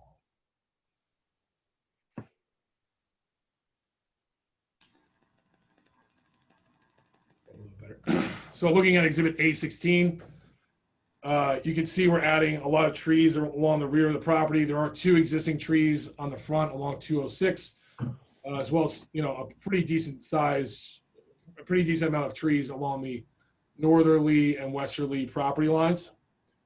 So we're going to be proposing a total of 15 trees overall, and we're going to be proposing approximately 106 evergreen shrubs around the outside of that parking area. And then total, there will be approximately 117 shrubs in total, 18 ground cover and 6 ornamental grasses. Total plantings, approximately 156 plantings on site, which I think will really be a significant impact to the landscaping around the outside. As far as utilities, we're going to be replacing the existing sanitary sewer grinder pump, which is actually located in the grass area along the northerly property line. That pumps up to a gravity line, which is located between the property to the north of us and our site. So we're going to be replacing that. And I believe there was a comment from the board engineer about adding an external grease trap, and I spoke to my client, and he's willing to do that as well. From a stormwater management perspective, we're proposing a decrease in impervious, so there really isn't any significant impact from a stormwater management perspective. And then as far as signage, there is an existing, just to kind of go over the signage itself. It's been around for a long time. There's a lot of signage that's out there that's really needs to be reconfigured. One of the things my client is going to be doing is removing all signage from the gas canopy. There will only be a fueling sign at the monument sign, which is in front of the site. I'm just going to talk about where the monument sign is going to go in 1 minute. But on the building, we're asking for 2 signs facing 206 because there are 2 uses within that site. So we have the restaurant use and the convenience store use, and then we're asking for 2 billing signs facing Lamington Road. So the signs facing 206, we're asking for 51 square feet each, and then the signs facing Lamington Road, we're asking for 24 square feet each. And I'll let our architect kind of go into how it really fits in with the architecture, because I think it really, it's not a very large sign. It's going to be externally illuminated. I think it really fits in well with the architecture. And then the signs facing 206 are 5 feet high, which is a variance as well. The freestanding sign, you can see it under on Exhibit A16. Go back to the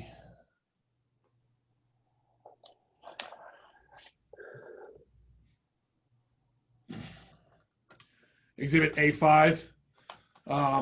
So one thing, after we realized we had to open up this radius a little bit on the southerly driveway to 206, I'd spoken to my client. We looked actually on Google Street View and really realized the visibility on that monument sign is poor because of the existing trees that are on 206. And one thing he asked to do is just shift that exact sign basically up to the ingress driveway, which I think makes a little bit more sense. It's the same setback. It's going to be the same sign basically just shifted in a different location.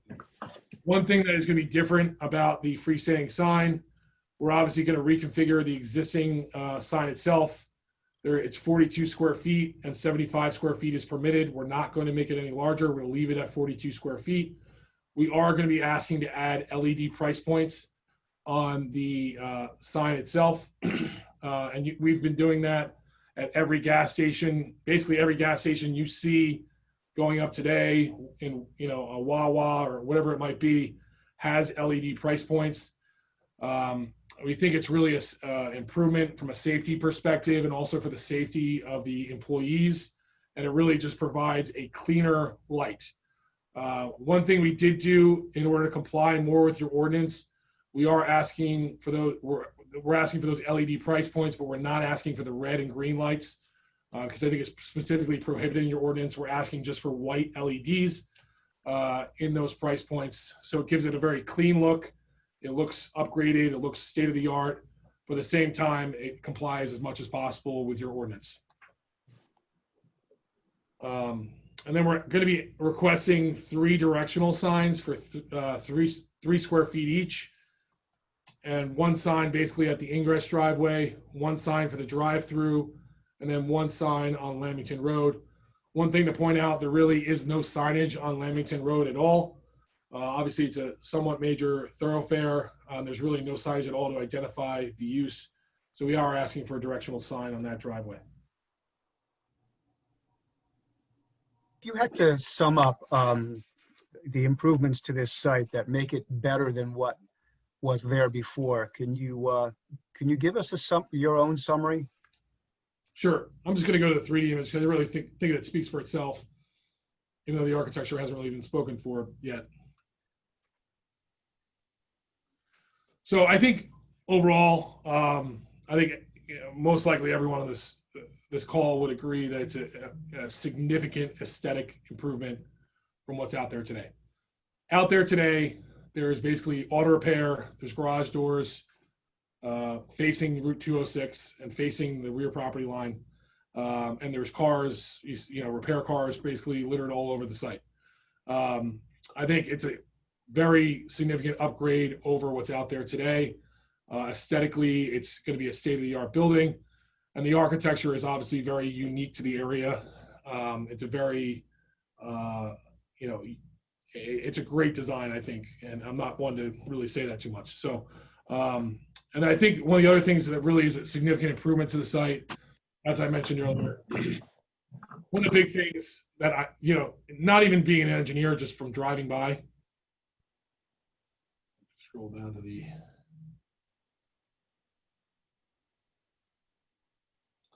so anyone that's been to the site or driven by, I mean, when you look at the site, the one thing that jumps out at you is why is that canopy so close to Route 206? And I think by moving it to the side of the building on the northerly side, this will really significantly improve circulation and really get rid of something that is problematic on Route 206 and is really a significant traffic improvement and really prevent stacking out onto 206. We were removing a non-conforming auto repair use. We're going to be adding electric charging, potentially adding solar panels to the site if that would be requested by the board. We're going to be adding a generator, which I think will really help provide emergency vehicles a place to fuel during significant weather events. And overall, I think it's a major, major upgrade to this intersection and overall to the town with this project. Thank you. One of the things I wanted to mention is that, we've been in touch with representatives from Advance Realty who are our neighbors. And just so you know, we've been working cooperatively, and their concern was that they wanted, they think that it's a significant improvement to the area than what currently exists, and have requested some form of pedestrian connectivity for the safety of the 200 employees that they have that work next door, who will want to walk to the site and create a better pedestrian crossing at 206 than currently exists. We think that that's a good idea. My client think that's a good idea, and Jim, I don't think that that's a heavy lift for us to be able to do. No, I think we're going to go to DOT anyway for the modifications to the driveway. And I think if we wanted to add sidewalk on 206 and even down Lamington Road, I think that could very much be possible. One thing just to note, if we are going to be providing access to the site, sidewalk access, there might be some additional impervious associated with that sidewalk, if that's something the board would want. Yeah, I know that it's something that Advanced had asked for. We've been in touch with them. We want to work cooperatively with them. They have a number of employees, so if the board has no issue with it, we think it's a good idea.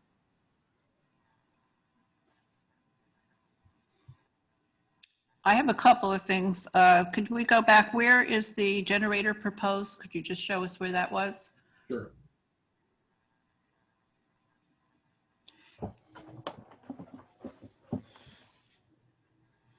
The back end of the trash enclosure, I think, if I recall, right? It's really not visible. We've done this at several other locations. Just to give you background, my client owns a decent amount of gas stations, including 2 on the Parkway and 1 in Clinton. So what we've done is basically we have the 2 dumpsters in front. We've got bollards in the actual enclosure. And then behind the dumpster, we have a generator itself. And then outside of the generator and the enclosure that goes around the generator, we then have a masonry wall which wraps around the overall enclosure. And one of the reasons we do that is obviously to minimize noise, basically screen the generator overall so you really can't see it very much. And I think it really works out well. We have done it on both of his sites on the Parkway, very similar types of enclosures, and I think they work really well. Okay, how many pumps do you currently have and how many you're proposing?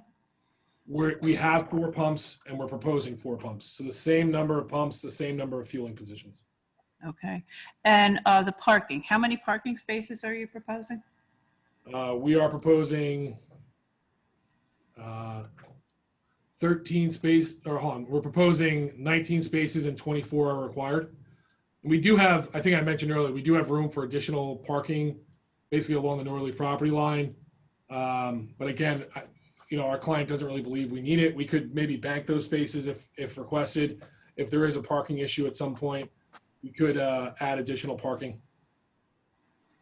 Okay. We just don't want to create impervious surfaces for no reason. Okay, I think I'll go to Paul. You want to ask the engineer any questions? Madam Chairman, I wrote a letter that's dated October 2nd, several pages long with a number of comments in it. And I think I might start with maybe asking Mr. Henry if there were any one of those comments in particular that he'd like to talk to that he would have difficulty with. I know there was the comment about the circulation around the building, but is there anything else that you'd like to discuss in that? I think most of it I hit while I was testifying. Generally, I think we try to comply with almost, all of your comments. I think we try to comply with as much as possible, other than what I said earlier. And we're willing to work with you and whatever we can do with the town. Obviously, you've seen how much my client is willing to do by what he's proposing tonight. And, we're really trying to make this, really a something to be proud of. So in terms of the hotspots, Paul, we're willing to work with you to resolve any of your concerns on that. But I think other than that, we've kind of addressed a lot of what you've asked for in this revised plan based upon your comments. The landscaping and curbing, for the most part, we've done that. We now have a loading zone. So I think that by and large, we've addressed a lot of your comments. Jim, I think it would be fair to say that there's really very little, if anything, that is problematic in Paul's letter, because most of it's been addressed. Yeah, I think the only thing that comes to my mind, we are still requesting small logos on the directional signage. I think that was the only thing that was in there that we really didn't address. I think that's one thing for the board to discuss. And you mentioned the hot spots on the lighting. I think that's basically something that we get all the time with the lighting that's directed down like this. I pointed out, not because I think it's a particular problem, but just because I think it's something that where the board needs to technically grant relief because it is higher than what the ordinance permits for lighting levels.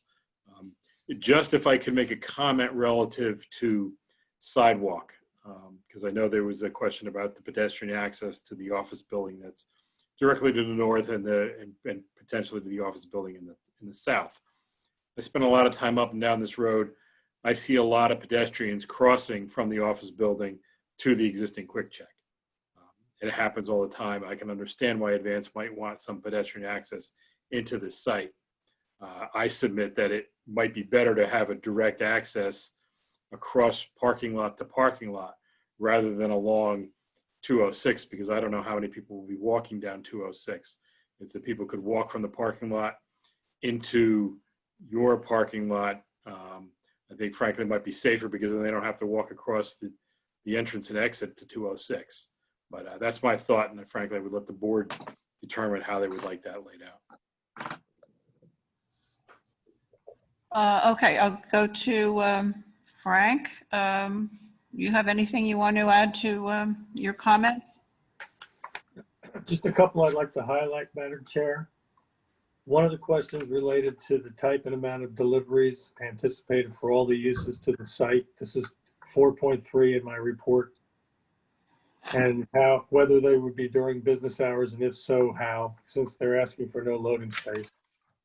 Another one was whether baking would be conducted, and we've heard that they would like to be able to prepare food on site at the whatever food vendor they have. And I guess the question would be, what is the scope of the food preparation? What type of equipment would be required?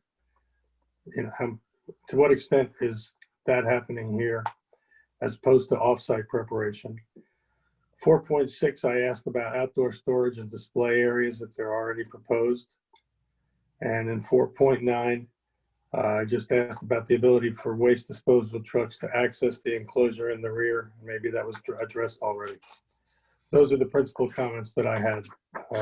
Obviously, there are substantial variances required, including the variance for a drive-through facility. And those are all enumerated in my report. Thank you, Madam Chair.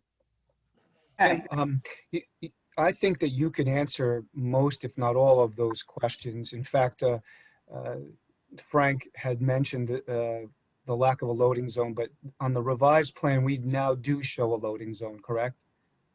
Yes. Along the front of the Route 206. One other thing I didn't mention earlier, obviously, we're going through a pandemic right now, but I mean, the ability to be able to serve food outside of your building, you're going to be seeing that trend all over the United States and New Jersey. I do a lot of work for Dunkin' Donuts, Starbucks. Anywhere that does not have a drive-through right now is really, really, really struggling from a food perspective. And, I think you're going to see a lot more uses. You see Wawa actually entertaining drive-through. So the drive-through doesn't have the kind of stigma that it's had over the past, probably 20, 30 years. It's really just a way to quickly give you your food. It's, fairly contactless. So I think it's really a benefit here from a safety perspective. Part of the may not have addressed was the large WB50s that would come in. They would be very infrequent. And where would they park, and when would they come in? Yeah, so the WB50s generally would come during off-peak hours. I would say, and I'll let our traffic engineer kind of get into this, but you would likely see the peak for this type of store, in the morning. So you might see the WB50 come towards the end of the day, possibly overnight. We're not really adjacent to any residential. So you'll really see the tanker and the WB50 likely come during late at night or even overnight so it doesn't impact any of the traffic circulation. The WB50 would be for dry goods and things like that. The guy who's bringing the Pepsi or the water, or they're going to just come into a box truck. Right, and we have room for to basically park 2 of them in that loading zone. So, we're anticipating box trucks to come here, first thing in the morning if we're going to be at Dunkin' Donuts, to drop off fresh donuts every morning. So we're anticipating, to come at like 4:30 in the morning. And then we're also anticipating maybe about, a Pepsi truck or a Coke truck to come about approximately 2 times per day. Most likely not. Mr. Banish asked about baking on premises. What's the current desire or intention of the client? So the current intention of the client is to engage with Dunkin' Donuts. But if that agreement isn't able to take place, he doesn't want to limit himself to not allow baking. So it's in all likelihood, baking will likely not take place here. But at the same time, he doesn't want it restricted at this in case, like, for whatever reason, he's not able to get this tenant. He doesn't want to restrict it in case other tenants would like to bake. In terms of outdoor storage, Frank raises a good point in his 4.6. The client agreeable not to do any outdoor storage? Yes, my client is completely agreeable not to do any outdoor storage at all. Convenience store, everything inside. It's a big enough building where we're able to fit everything inside.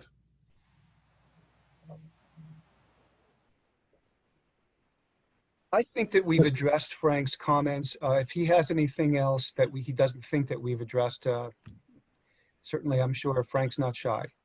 Well, let me just say that the issue of the drive-through, has been much debated in Bedminster in the past, and the reasons that I believe the township preferred not to have drive-throughs, notwithstanding COVID and anything else that might be happening demographically, had a lot to do with the squawk box, the cars that would be basically on site with their motors running for longer periods of time. And I'm not trying to offer all those as arguments against the drive-through, but I would ask if there's some testimony you could offer about the likelihood that any residents might hear any activity related to the order sequence that goes with the drive-through. Sure. As far as the drive-through, we have the menu board facing away from Route 206, so it's facing the office use that's just to the west of us. And one thing to note with these the newer menu boards, that we basically can adjust the volume and we can make sure it complies with the state noise requirements. And the drive-through isn't going to be operating 24/7. It's going to shut down at night, and really will be facing towards a commercial use, and the sound really will not be that significant, and we can adjust it, you know, as required. If for whatever reason someone complains, we can adjust the noise accordingly. Thank you. Okay, I'm going to open it up to the board. Please say your name and raise your hand. Janine has to find you on the Zoom.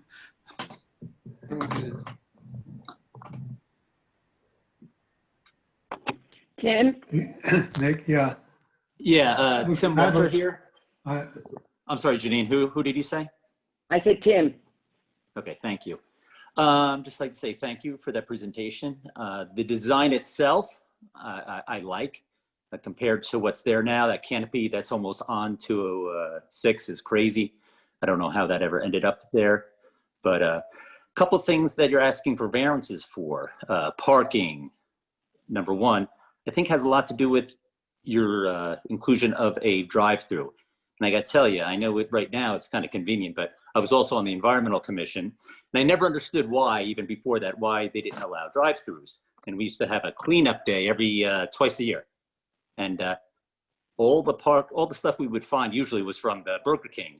That wasn't a drive-through, but was just for fast food. So it seems like when people go and grab their food and leave, that's what you see laying on the road or along the way. So I don't know if I'm in favor of the drive-through. Second thing, loading dock. I think because you have a drive-through, you can't have a loading dock in the back. So you got to put it up front. I don't know how that's going to work, a little unsightly as well. And then you also have the tank filling. You have to now have the tank filling up front and run pipes all the way to the tanks because of the drive-through again. So I think you're sacrificing a lot by having that drive-through. So I don't know how that's going to go, but that's something you might want to think about. Sure. Well, I can explain as far as the trash pickup. We're going to have trash cans around the outside of the site. In addition to that, there's also going to be, you know, there's already a Dunkin' Donuts use there today. It's very similar to the use that's being proposed. The only difference is it's going to be served out of a car. There is going to be trash cans allowing for people to put trash in, you know, out of their car window into trash cans, and will be maintained by the same employees that are there today. I think the Dunkin' Donuts there today is, you know, I've been there a few times.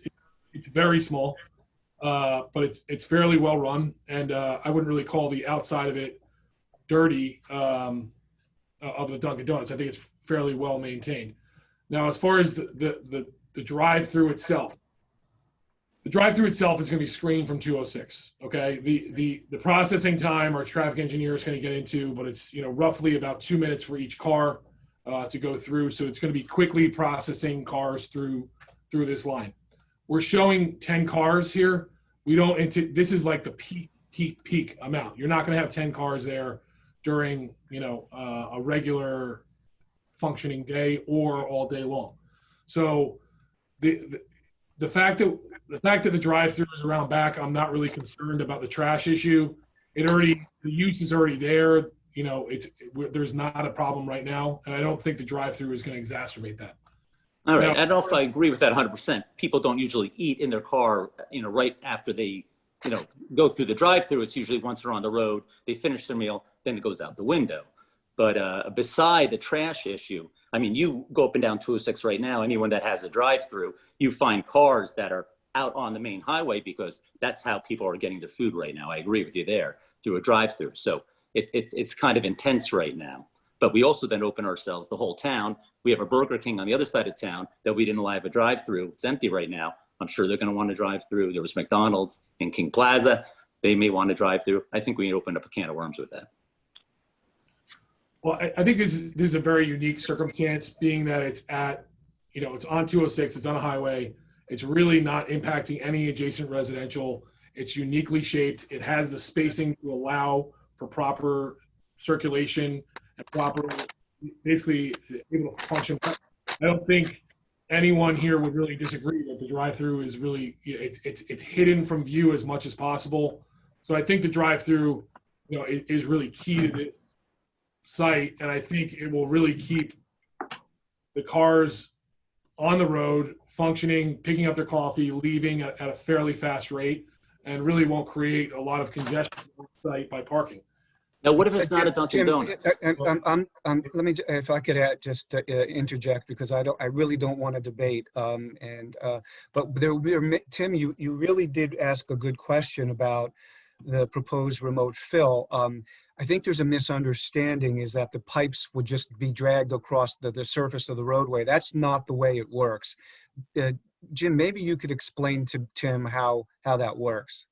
Right. So there really isn't a concern over the remote fill on 206, because there's going to be, again, double wall fiberglass tanks. So what double wall fiberglass pipes are basically pipes that have two walls inside of them. If for whatever reason the first wall inside those pipes break, an alarm goes off and immediately tells our client that they have to go fix the problem. Well, So- more than that, he believes that you're dragging the pipes to the. No, I don't. No, I understand they're underground. I'm just saying that there's an added risk, to run it all the way over to the tank there. That's all. Just an added risk. I misunderstood. I thought you meant that the pipes just are dragged all the way over there. No, that's okay. Thank you, though. When you have a gas station, you have a lot of different pipes underground going to each one of the dispensers, and it's just basically very similar to the way that functions today. It's going to be the same kind of thing, where the remote fill will be able to go to the tanks. It's going to be the same concept. But I don't really think there's an added risk. Now, well, lastly, if a Dunkin' Donuts, you keep saying Dunkin' Donuts, what if a Dunkin' Donuts doesn't go in there? Could a fast food establishment go in? I mean, by fast food, a burger place or something like that. Yeah, Burger King, Wendy's, Chick-fil-A. I That's mean, they're going to possible. have a drive-through now. I could talk to my client about trying to limit it to a coffee user of some sort. It might be Starbucks, for instance. Like that's someone. I mean, that's 4,600 square feet. That's a big facility. Well, that's for the convenience store, and the drive-through is 1,800 square feet. Okay. All right. Thank you.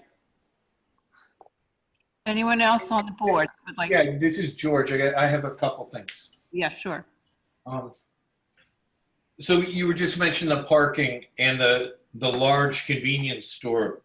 How many employees would there be at the store? So it's kind of strange the way these dual convenience store and restaurants operate, because they really operate with very similar employees. So we're anticipating probably about 1 to 2 employees at the convenience store. Come on. And what about the drive-through? The drive-through, we're anticipating maybe roughly about 5 employees. Okay, so how many cars would those employees have? I'll let our traffic engineer go into the justification on the parking variance. Okay, well, you were talking about it. That's why I'm asking you. Yep. You could hold that question. I'd appreciate it. Yeah, and I would like you to back up to the beginning, because you really rushed through the current zoning and the variances. So if you could go back to the beginning and outline the current zoning at the property and exactly what variances you're asking for, to help me understand. Sure, give me 1 minute.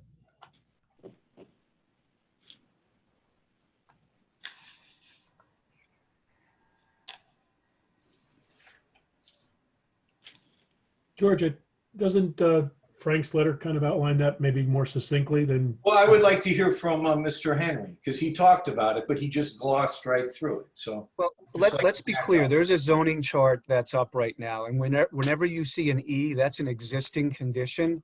So they're not technically new variances. Where you see a V, on that chart, Mr. that's Lear, a variance. if Mr. Henry could explain it, I really can't see it that well.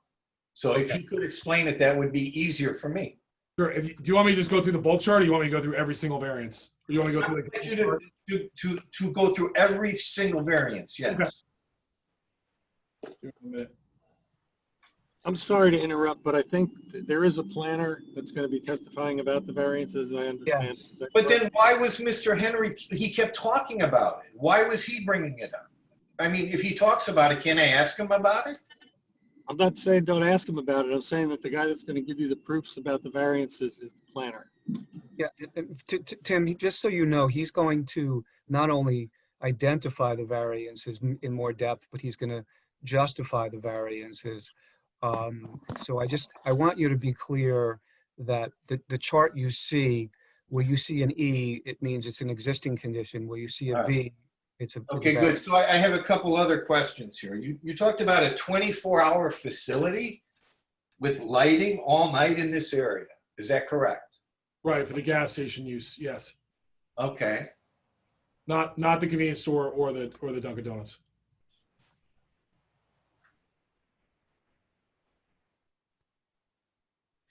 Has someone told you that this application is going to get approved? No. I object to that question. That's. I'm just asking it. I can ask whatever I want, Mr. Lair. Yeah, but truthfully, that's not an appropriate question because we don't do that. My client is not. Because he's talking about the way he's talking. It's like it's a done deal, and we're going to go this and this and this and this. I never got that impression. I did. It's like this is what we're going to do. We're going to go here. We're going to go here. And I mean, this is a process. So I just wonder if someone had told him that this is a done deal. Madam Chair, he said no, so that's fine. The way the zoning board works is that there really is no communication with board members. So I don't want there to be the implication that this is, quote, a done deal. That's not an accurate statement at all. This is all proposed, George. Do you have another question, George? When the planner gets up, yes. Excuse me, George, I'm sorry. For the planner, I guess, yes. Yes, we'll go to the planner for the variances. Okay, is there anyone else? Anna does. I have a quick question. It's Anna. You said there's a current LSRP for the site? Yes. Is there the building, you're proposing demolishing the existing building in its entirety? Yes. And building a new building? Yes. Is there any concern from the LSRP about the fact that it's currently a service station? Well, that's one of the things we're going to be looking at when we do remove the site. We're not really anticipating, finding anything, but that's not to say we won't. So we're going to be working with the LSRP of record when we're doing this construction. We're going to have to probably relocate monitoring wells, and they're going to be monitoring the overall construction. If we do find any sort of tanks or anything like that, obviously that will be removed in accordance with DEP requirements. And is there a plan to take out fill, or is there an expectation that the debris from the demolition will be contaminated in any way? Right now, there's really not much. We're not like changing grade significantly, so we're not really anticipating much soil to be removed. Obviously, we're going to have to take the debris off from the building. And just going back to the 24-hour use, if the board doesn't want to do the 24-hour use, it's not like my client is saying, this is like going to kill the application. He's just requesting the 24-hour use, and if the board doesn't want to have a 24-hour gas, he's willing to just keep the hours that are out there today. What are the current hours? I believe it's 5 a.m. to 11 p.m. That's right. Okay. So it's not like he's trying to ask for a lot. I think, given everything he's putting into the site, I think it would be beneficial from a safety perspective to have a gas station open 24 hours. But if that's not something the board wants, he's willing to not do that. Is the convenience center expected to be open 24/7 too, or just the gas station portion? And the drive-through, that is for specifically the Dunkin' Donut and not the convenience center. Correct. Are there, maybe this is a question for the architect, and so Mr. Lair tell me to hold my question, but are there demising walls on the building? The way it was described earlier, it sounds like the convenience store and the, we'll call it a proposed Dunkin' Donuts, are the same space? Anna, that's a good question. If you don't mind, if we could let Mr. Sirocco answer the question. That's fine. Sorry. Okay. Well, not right now. Not now. No. No. Wait until after he's testified. Okay, can Nick, Lou he's got speak his now? hand raised. Lou? Lou is on. Okay. Nick. All right, Mr. Henry? Yes. I have several questions, so it's going to take a couple minutes here, so just bear with me, okay? So I've the got all first question I have is, what is the number of existing parking spaces on that property? That's a good question. Let me see if I have that on here. I don't actually have that on here. Give me 1 second.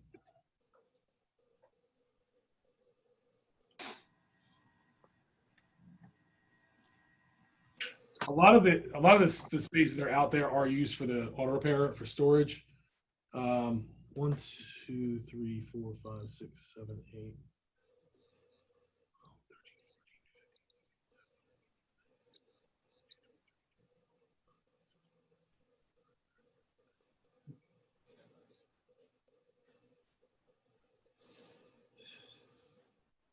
Maybe around 45 or so. Yes, that's correct, actually. That's correct. So you want to go, your proposal is to go from 45 parking spaces to 19 parking spaces? I mean, the use that's out there today, and I'm sure you're very familiar with it, almost all of those spaces are taken up by the auto repair, I would say. So yes, we're asking for that variance. The use that's being taking up majority of the existing parking that's out there is being occupied mostly with cars that are being repaired. Okay, are you familiar with the Quick Check across the street? Yes, Do you know how many parking spaces they have? I don't offhand. Well, I could tell you they have about 42 parking spaces. Okay. So you want to increase the size of the existing building by how many square feet? Are you counting the second floor or are you not counting the second floor? I guess you have to count the second floor. So we're reducing the square footage then? Then you are reducing the square footage. Yes. Okay. And how many customers, you must have statistics on this, how many customers per hour attend the drive-through Dunkin' Donuts in a busy morning session?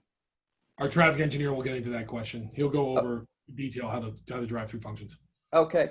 And do you have any statistics on how many customers go to the convenience store? Again, our traffic engineer will handle that one. Okay. Is the restaurant you're looking for, are you talking about indoor seating for a restaurant? We do have 8 seats proposed, just because I've been in the Dunkin' a few times. I'm not sure if the seating is still there or not, but there are a few seats within the existing Dunkin'.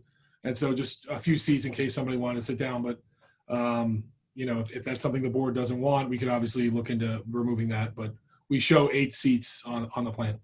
Okay, and how many, I just want to repeat the question that George asked, is how many employees inside the building? So there's 1 to 2 employees for the convenience store and 5 employees for the Dunkin'. Okay, so that's 7 employees. Is it reasonable to think that the employees would come in separate cars to work? I'll let our traffic engineer go into that. Just in my experience, and from doing a lot of gas stations, usually the employees live locally, they use mass transportation, they carpool, and they get dropped off. These aren't high-paying jobs.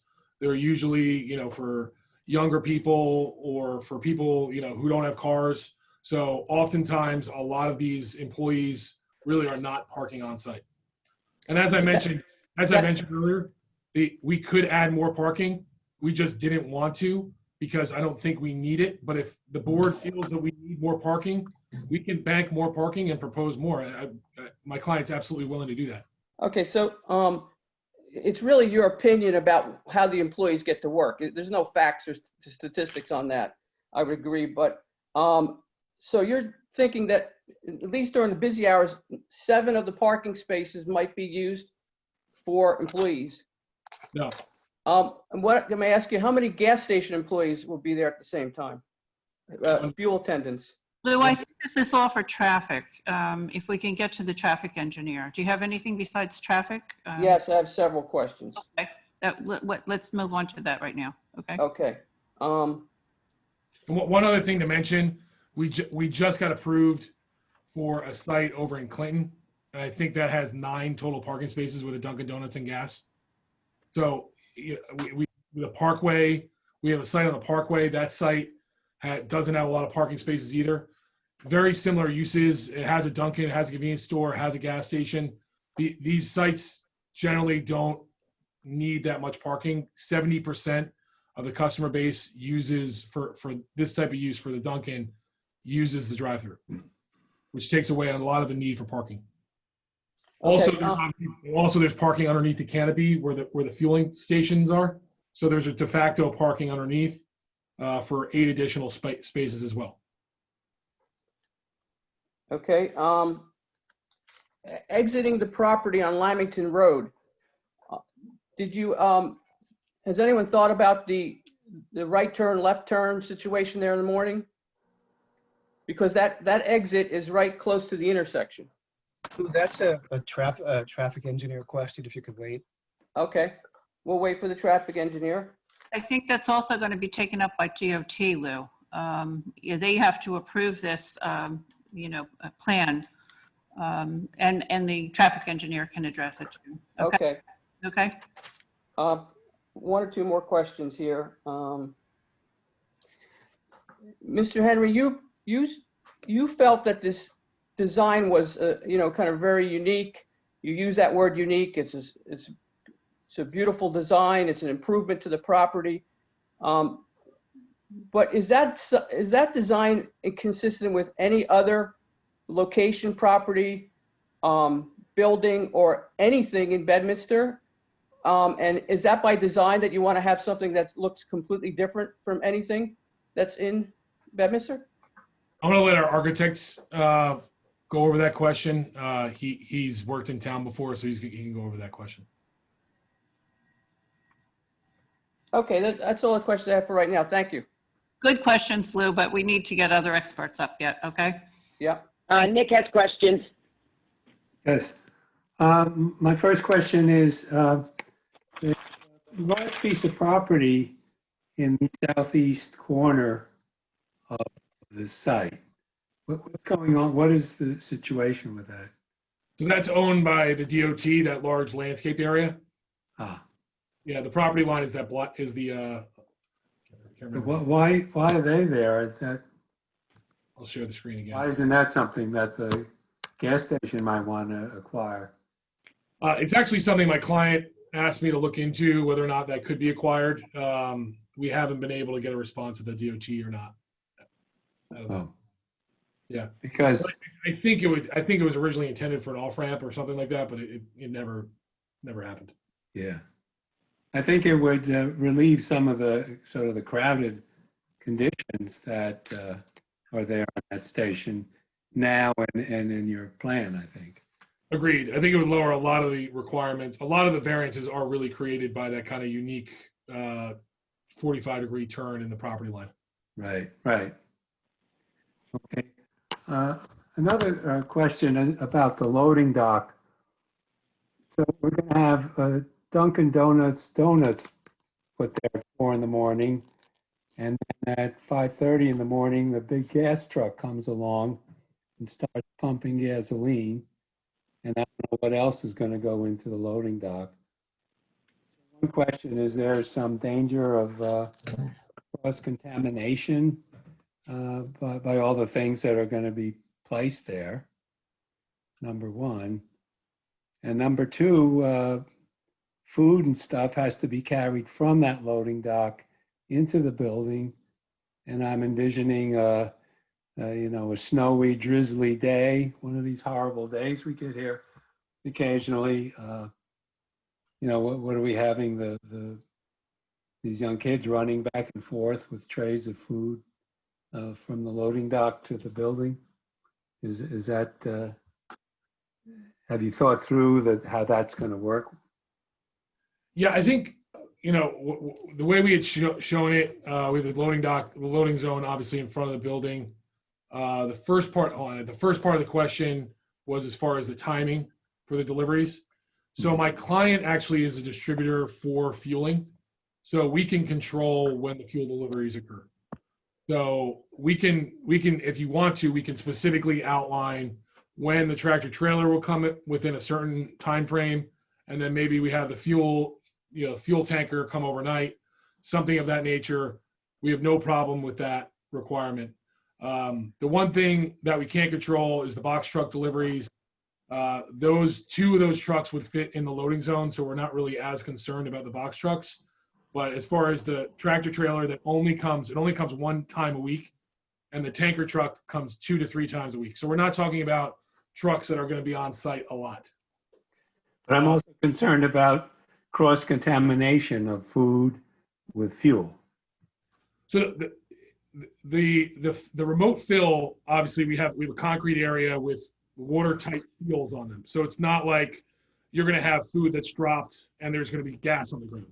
So we're going to have a watertight seal where they hook it up, they connect it, and then they put it back on the truck. It's not going to be where there's going to be any sort of contamination on the ground. So I don't anticipate any sort of issue with having that near the food truck loading. Well, does the food go in like a closed container in the? Yeah. It's usually rolled in on dollies or something like that. Yeah. And okay, and then it's still going to be exposed to the weather when it's moved back to the building itself, where it's going to be served. But what I think your comment is a good comment. I don't mind, you know, if the board felt appropriate, we could add a crosswalk in that area, just kind of, you know, delineate the possibility of, you know, people crossing over from the loading zone to the building. I don't think my client would have any problem with that. Yeah, we should make it as safe as possible, right? Absolutely. Yep. This is a very small point. Sometimes I start driving in the morning and the light comes on that says my tire pressure is low. So I'd like to go to a nearby spot to fill it up. Is there going to be an air pump here? We can add an air pump. I think we likely probably should. I don't think we had delineated on the plans, but we can add one. Okay. Could we make that a requirement, Carol? Certainly. Mm-hmm. Okay, that's it for me for now. Great, thank you. Anyone else from the board? Yeah. I have a question or two. Who is it? That's Rich. Rich? Okay. Yeah. Go right ahead. We'll find you. So, Mr. Henry, I understand that the board has the ability to place, you know, restrictions or limitations and add criteria in order to satisfy, you know, to make this application more satisfactory to us. That's our role.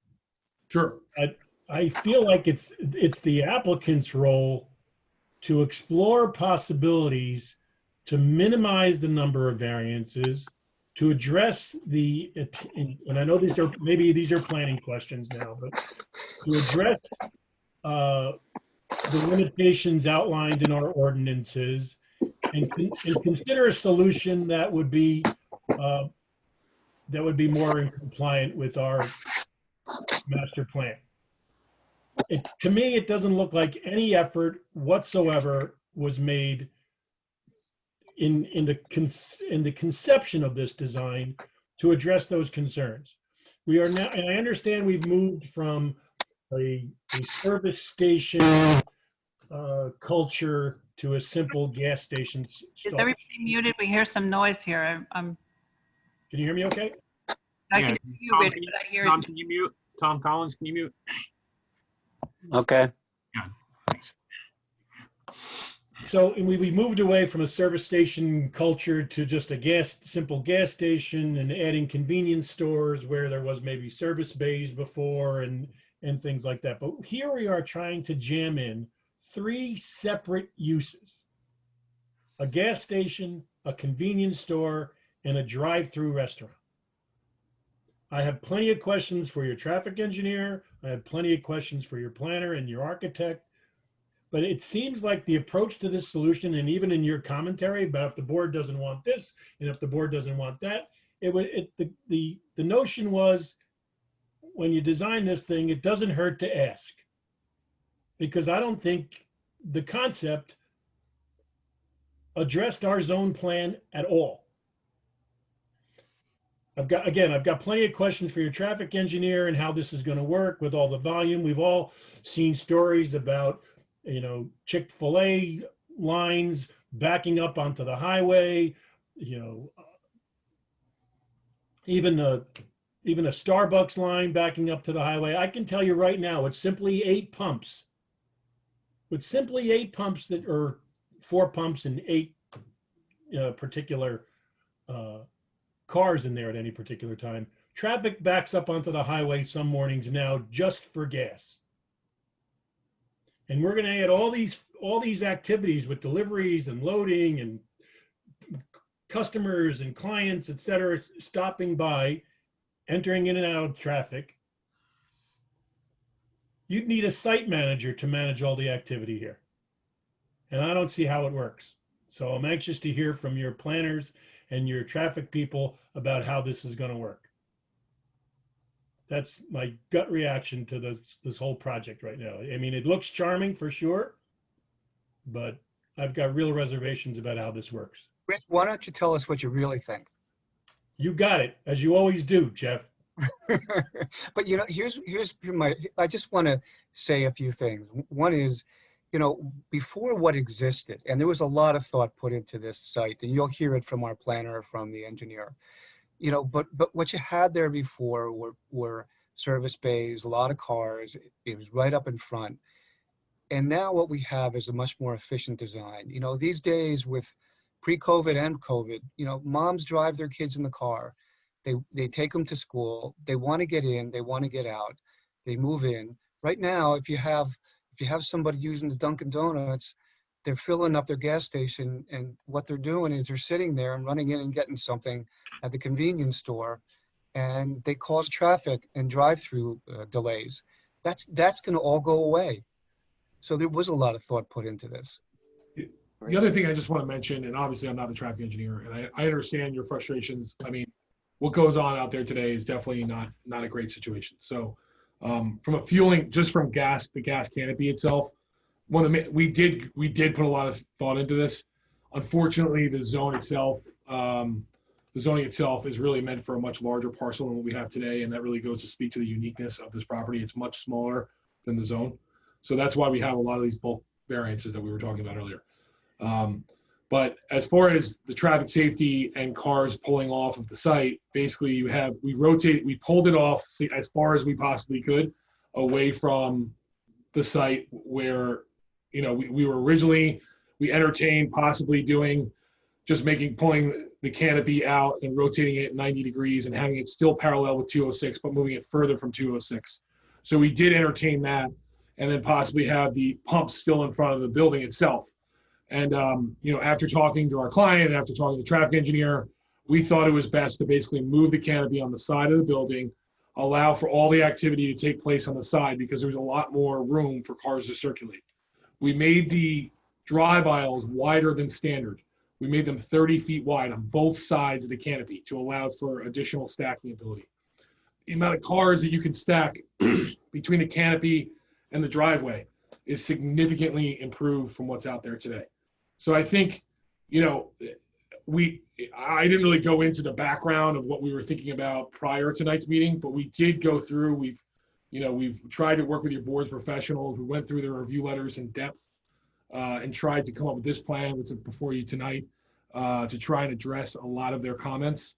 And really what we try to do is try and improve traffic safety, because I think it's a significant improvement from what's out there today from the gas portion. Now, if you're concerned that the convenience store use and the Dunkin' Donuts use is too large, you know, we could definitely, you know, take a look at that, but, Well, I want to know what I'm sorry to interrupt you, Mr. Henry, but I want to know if you can, because right now in my mind, the use is very intense, right? You've got 3 separate workflows going on here with each of these separate operations. And that's why I was suggesting that you need a site manager to you know, manage the activities going on, because if too many trucks show up at one time, or if too many cars are stacked in the drive-through, you know, it throws your plans all into a whirl. So, you know, again, it's very intense. Was there any thought given to just 2 uses? To 2 uses, I don't think we really entertained it, because the building, we basically have done this at a few other sites we worked on. We've worked on sites that are much smaller than this, or a lot tighter. I mentioned the Parkway sites, the site we just did in Clinton. 3 uses are compatible, and that they're very compatible, and we've never, you know, with sites that have a lot more traffic than this, on smaller sites, we've never really had a circulation problem, and with that have tighter drive aisles and things of that nature. You know, like I said, I've designed a lot of these, and my client owns a lot of these different stores that we worked on. You know, we have several of them all over New Jersey, in areas that have more traffic than this. And again, I'm not a traffic engineer, so our traffic engineer is going to get into the justifications, but, you know, we thought this laid out really well. We thought this really fit well on the property. If the, you know, if you don't feel that way, obviously we can. You made it fit. I'm just questioning the intensity of the development here. Sure. Anyone else from the board? Jeff is next. Yep. Yeah, a couple of things. Number one, and to go along with what Rich was saying too, on some of this may be for the architect and the traffic engineer as well. The gas pumps are shown at 20 feet apart on the new plan. Is that, and Paul, you may even jump in on this, is that the general standard these days? So the cars are far enough apart when they're fueling up? The general standard, the standard that we deal with, because I've designed a lot of them, usually it's between 16 and 20, 16 being the smallest. Right. This is on the larger side, so the spacing is fairly large here. Okay, and I guess the other concern I have also is, you know, you have 30 feet on either side with the drive aisles, but with the cars coming in and out of those parking spots and people. You muted yourself. You muted, Jeff. Jeff, you're muted. Yeah, I can't hear you, Jeff. Unmute. I hear you. It happened while I was talking. All right. Yeah, I don't know where I left off. I guess that's right when you talked. So the parking. I guess I'm a little concerned about the traffic going in all different directions, as far as coming out of the parking spaces and coming in and out of the fuel pump area there. And I just wanted to make sure that, I mean, this might be something that the traffic engineer will have to address. You know, also people going in and out of those pumps, you know, in 2 different directions, because the gas, you know, tanks are on different sides of the car and that kind of stuff. So I'm just a little concerned about how all that's going to play out. So that might be something that he's going to have to address. And then the other question I had, and this may be for Jeff or for, I don't know if you're going to have somebody from the owner talk at all to us, but was there a to get rid of the garage? Was there an issue with that he didn't want to do it anymore, because there really are that's a dying breed, and there really are no repair shops anywhere around anymore? And was he not doing a lot of business there? I'm not privy to that, unfortunately, so I can't answer that. It might be something that Jeff could answer, but you know, that's just my one comment. That's all. So I have nothing else. Anyone else from the board? Yeah, this is Lou. I have one more question. Yes, sir. Mr. Henry, the quick food restaurant, is that pretty much what we're talking about, like sort of like a Wawa or a Quick Check, where you go in, pick up whatever you need, plus get hot sandwiches, get you know, drinks, all that kind of stuff, the same kind of model of a Wawa or a Quick Check? No, I would not agree that this is, you know, a Wawa Quick Check type. It's not that super. I think we have 2 different uses. The convenience store is a lot smaller. I really wouldn't compare it to a Wawa or a Quick Check. Okay, because what I was thinking was, you could have the drive up and the Dunkin' Donuts and the 8 seats for Dunkin' Donuts, but then in addition to that, have a whole lunchtime preparation area like a Wawa, but you're not talking about that. Is that correct? No, this would be a convenience store and then the food use as well. Okay. And I've had my client has texted me during this, and he is intending, just one thing to fill in, he is intending to have a lease with Dunkin' Donuts, so we are able to commit to that as well. Okay, thanks. Any other board member? Not hearing any. I think we can open it up to the public for questions for this witness, for the engineer. Let's keep it to his expertise. Do we see anybody? Please give your name, raise your hand so we can find you. I'm looking now. Can we not screen share so I can see more? Sandy Prizer has her hand raised. Please state your name and your address, please. Thanks very much. Sandy Prizer, last name is Priser, 475 Larger Cross Road in Bedminster. I think I have. Hang on a second, Tom. You got to unmute. He has to swear you in. There you go. So please raise your right hand and swear after me. Do you swear or affirm to tell the truth, the whole truth, and nothing but the truth, so help you God? I do. And now please state your name and spell your last name. Sandy Prizer, P as in Peter, Riser. Thank you, Sandy. So I guess when I listen to this is my first time coming here, so I apologize if I may not know all of the rules, but this has been a fascinating discussion.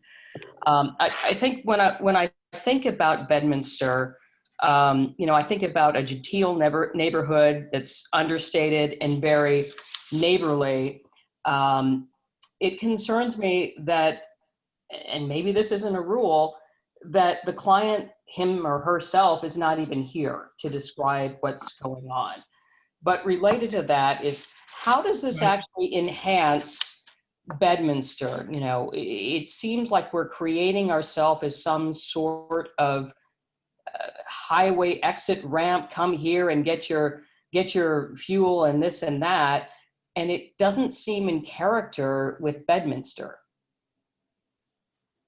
I'm also a little distressed and upset and disappointed that apparently the chat function was shut down by the team so that we couldn't actually share ideas. But that's my biggest question, though, is really, how does this impact and enhance Bedminster and our history as being one of horse country, of being patriots and things like that? It seems like we're moving, especially when I think of a drive-through, of something that is not in keeping with our township. Roger, you ask some really good questions, but they're really not engineering questions. But I understand your concerns.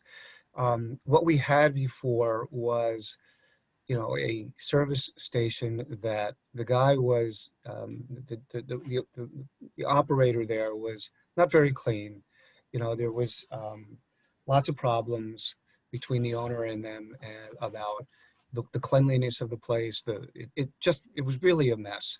And my client wants to have an efficient, clean operation, to put it in simple terms. And this is a beautiful design. And yes, some people think it's too intense, and we'll get into that. But the bottom line is the engineer is not going to be able to answer that question. Yes, I think maybe the planner might be better to answer that question. I agree. Yeah. Okay. Thank you. I appreciate you taking my question. Absolutely. Mm-hmm. I have engineering questions. Thank you. We have Pete Sinek. Hello, can you hear me? Yes. Yes, please. Do I have to swear in or no? Yes, please raise your right hand. Do you swear or affirm to tell the truth, the whole truth, and nothing but the truth, so help you God? Yes, I do. And please state your name and spell your last name and give us an address. My name is Pete Sinek, My wife and I own the house at 2315 Lamington Road.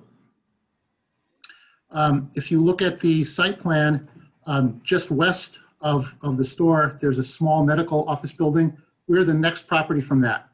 And so I'll preface my question by saying it's not strictly true that there is no residential around this property. There's a lot of residential. After you get past that medical building, it's all residential, and we are very nearby the site. And so my questions all have to do with the drive-through. Was there any study on the impact of the increased noise on the very nearby residences, particularly in the later hours of the evening? Is there any plan to mitigate that noise? Any study on whether the lights that will light up the drive-through area will light up the night sky for the very nearby residences? Any study on pollution from the idling cars and how that will affect the very nearby residences? And so I'll cede to the engineer, please. Sure. As far as the noise, we did not create a study because the volume basically is able to be adjusted, and we're going to adjust the volume to make sure it complies with the state ordinance, as I mentioned earlier. As far as the pollution of the air, that's something that is pretty consistent with the amount of cars that are on 206. We really don't anticipate much of an impact. It's a pass-by type use, so a lot of these cars are already on the road. And then as far as the last one was light pollution, we're going to be using downward-facing lights that are going to be LED green efficient lights. They're going to look historical, and we're going to use them. We're going to make them a yellow type light, so they don't look like LED, but they're going to be energy efficient. So they are going to be downward facing, and all the lights on site sometimes you see floodlights that have like a 45-degree angle, and that's the kind of thing that creates like a sky glow. And all the lights that we're going to be using are going to be downward facing. Just please follow up on your noise answer. So you've really done no study on the noise impact on the neighborhood and what you can do about it other than turning down the volume on the microphone? That's it? Yeah, I mean, it's able to be adjusted so that we meet the state noise ordinance.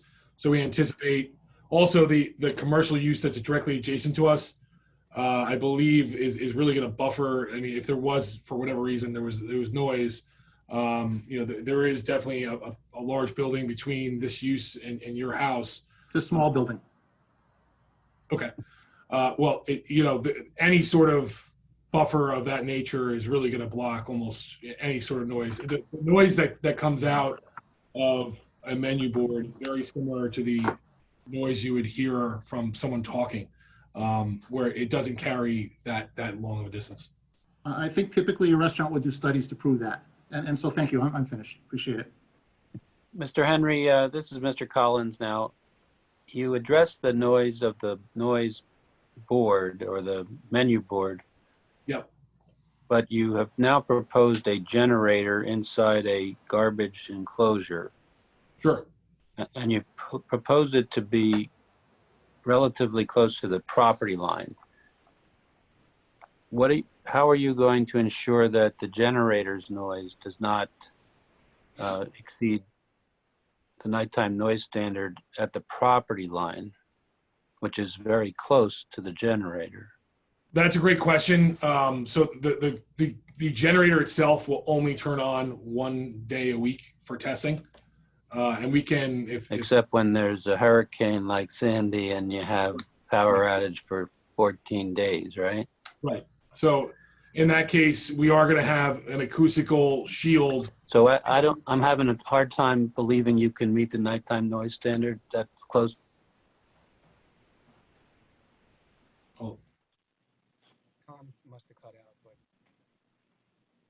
are you still there? Did we lose you? Can you? I think we lost Mr. Collins. I think so. I think he's just frozen. We lost Henry as well, I think. No? No, I'm still here. I'm just not moving. So, Mr. Henry, do we have stats on the decibel level for the generator? And do we know what the 6-foot wall and the fence shielding is going to do to that level? My question is, can we meet this? Can your application meet the standard that Mr. Collins was just talking about? at the property line? So at the property line, we're gonna have to look at that. One of the things we could do is maybe shut, if for whatever reason the generator had to be on, we could shut it off, you know, at nighttime. Or another solution, an easier solution, obviously we can move the generator. If there is concern over that location, we can move it to the northerly property line along the office use closer to 206, so that it's further, as far away as possible from the adjacent residential uses and more towards the commercial corridor.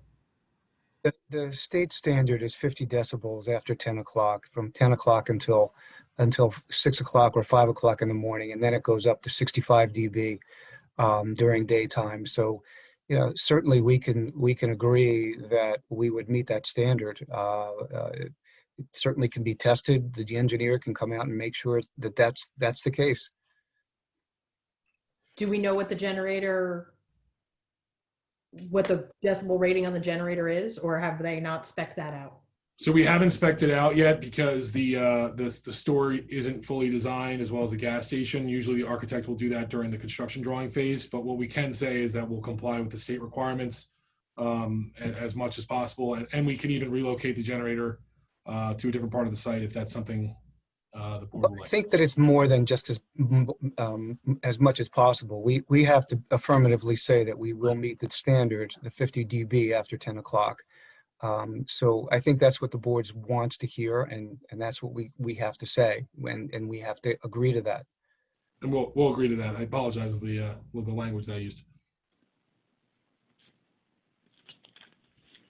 All right. We have a Donna Mackey, or Markey, sorry.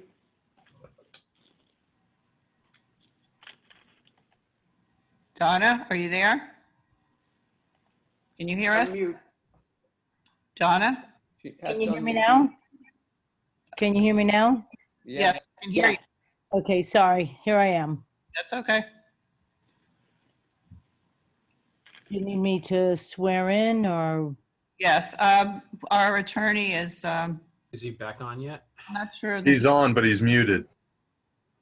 I'm not. I'll swear and affirm my hand is raised to tell the truth. You tell the truth, the whole truth, and nothing but the truth. And yes, Carol, we've worked together on the zoning board for years, so I hope you know that it's a fact. Thank you. I'm sure it is. I have to do the oath because I'm the officer authorized to deliver an oath. So, ma'am, please raise your right hand again. Do you swear or affirm to tell the truth, the whole truth, and nothing but the truth, so help you God? I do. Thank you. And please spell your last name. Marki. Thank you. And your address? 305 Larger Cross Road in Bedminster. Thank you. Mr. Henry, first question. I'm assuming you and the owners have reviewed our master plan for Bedminster? I have not. I'm not the planner. That would be directed at the planner. The planner will be on as our last witness. Okay. I was just asking Mr. Henry if he reviewed it based on the fact that we've never had a drive-through. Burger King tried a drive-through. I was just curious whether he had read it being a major integral part of this application. No, I mean, we worked with the planner who had reviewed it. We also worked as much as we could within the zoning ordinance itself. But I did not particularly review the master plan. But our planner did, and we worked with him to put together these plans. Mr. Henry, Another thing to note, I think you mentioned a Burger King. We've committed that we're going to do a Dunkin' Donuts or a coffee user. We're not going to be proposing any sort of fast food. I understand that, but we all know that if the lease is over with Dunkin' Donuts, it winds up being a Burger King one day, and that's what winds up happening. We'll specifically agree to a condition that it's not that. It is a 20. We will have a 20-year lease, so it's not going away. I'll be putting my teeth in a glass jar by the time that lease ends. Well, but we also hope that our children can stay in the community and we preserve it for them as well for years to come and generations to come, which is why we've all worked so hard for years. But my question, because I know this isn't a time for public comment. My question, if you can, it might be easier if you put up your plan that shows the layout of the property and shows all the parking spots, the gas pumps, etc. That'd be helpful with my question.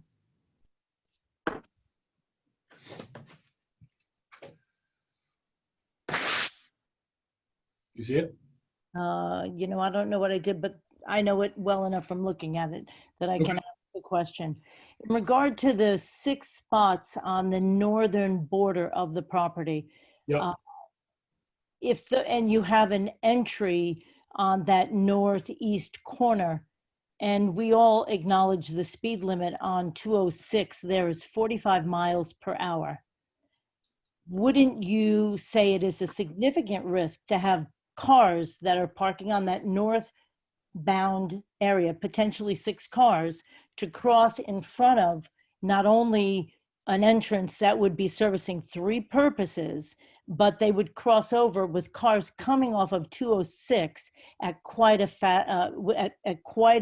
very high speed, turning in there. You're putting pedestrians at risk. Wouldn't you think that that would be a high risk by putting pedestrians in that area crossing that northeast corner with those 6 spots?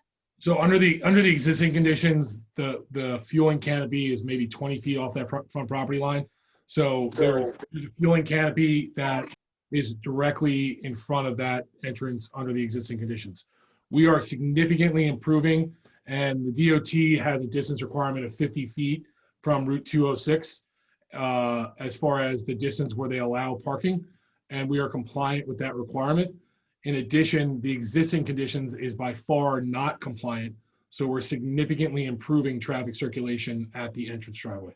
And Mr. Henry, in all due respect, it is your opinion that you're significantly improving as someone who's observed the site, even if you may have DOT saying that as well, versus those of us who patronize that location and would know the danger that would be from crossing with an entry where people are coming off of 45-mile-an-hour highway.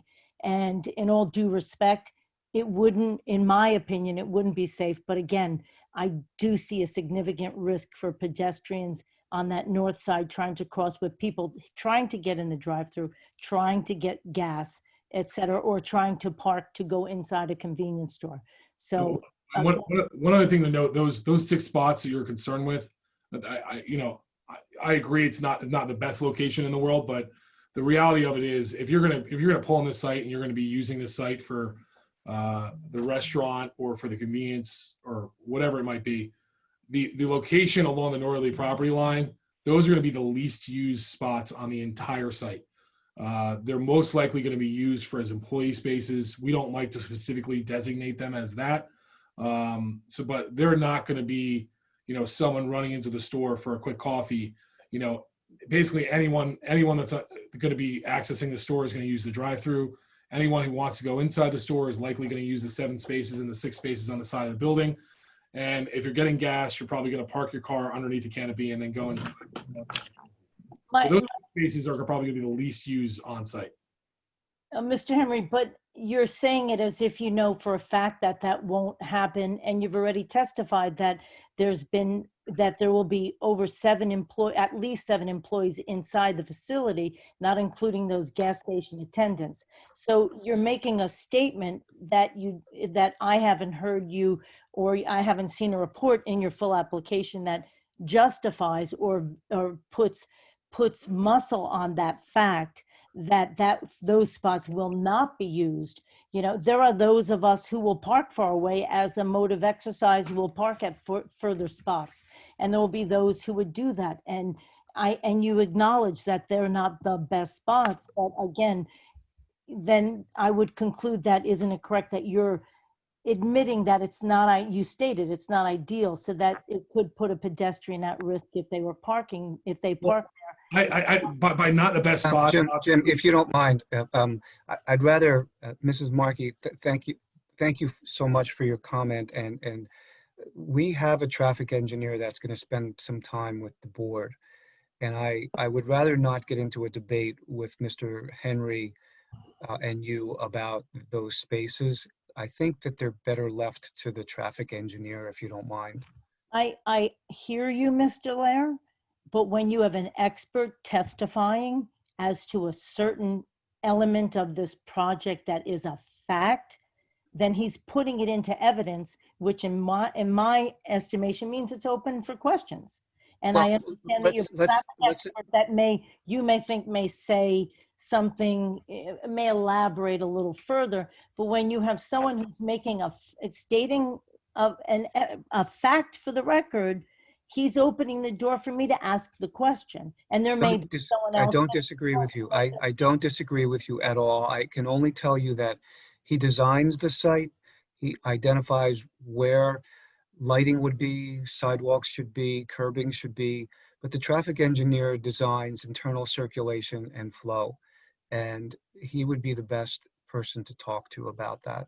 But isn't it true that the engineer would work part and parcel with the traffic engineer so that they would design in collaboration? So if not the engineer, you said that they work, they would work in tandem. So wouldn't that not be a fair question to ask? And he's already admitted that it isn't the best of situations. For just to clarify my statement, by me saying, so you might be taking my words out of context. As far as if I prefer to have cars parking against the building where they don't have to cross a driveway, I would prefer to have cars against the building.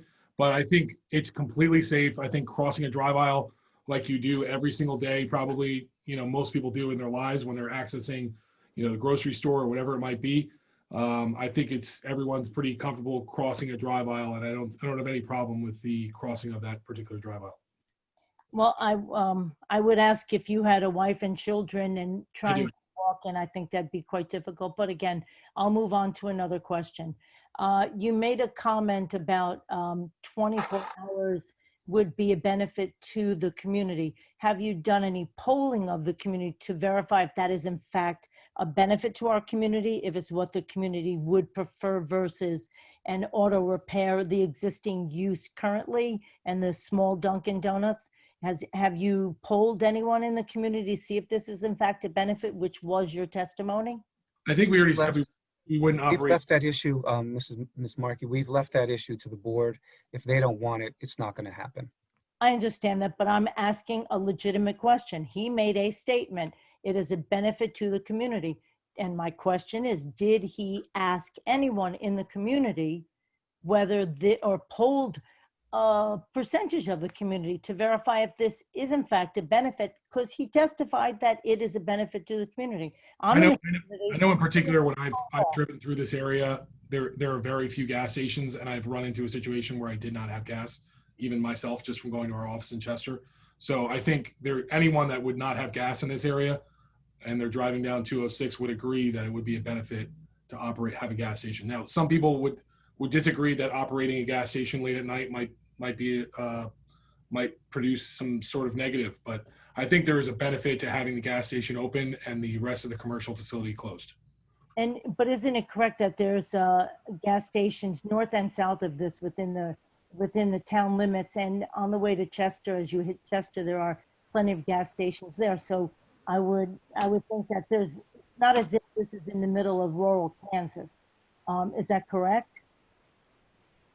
There are other gas stations, but I wouldn't say in the immediate vicinity of the site. I would say within 2 miles, are there at least 1 and/or 2 gas stations that you can access? I'd have to check. All right, and you made a comment that this would be a great design, unique. I know, Mr. Lair, you're going to say this is for the architect, but again, you have a witness who's testifying and putting his information on the record as an engineer, which is an expert. And again, that's his subjective opinion. Is this, again, the great design you mentioned or the unique design? Is this your opinion, or is this an opinion that you've gotten input from those of us in the community that, yes, we think this is a great design? We had input from the Environmental Commission last night, and I think almost unanimously they agreed that they like the architectural design. And you also show a situation with the stacking, and you have in your diagram 10-car stacking, which you said maybe more during could be during more heavier business times. But now with the pandemic, this, Mr. Ferraro even said this may be more the norm as a result of the pandemic. Is there any air pollution study or analysis? Because you also testified that you expect each car to be being waited on for 2 minutes. So in a 10-car stack, that could put a car in last position, stacking for 20 minutes and on and on and on. Is there an air pollution study or analysis that is done or will be done for us to see? That's not what I testified to. Our traffic engineer will get into detail about the time that each car takes to go through the drive-through. And we did not conduct an air study. So it's also true, Ms. Markey, that the Environmental Commission waived the requirement for an environmental impact statement. Well, that's sad. All right. In regard to, hang on. In regard to the state noise requirement, we understand that there is with the 50 dB in the evenings, but isn't it correct that even at 50 dB with the right atmospheric conditions, that sound can travel way further than the residential neighborhood that abuts the medical building? Again, I'm just saying that we're going to comply with the state noise ordinance. I'm not an expert on sound and anything like that. Also, I imagine if you're dealing with certain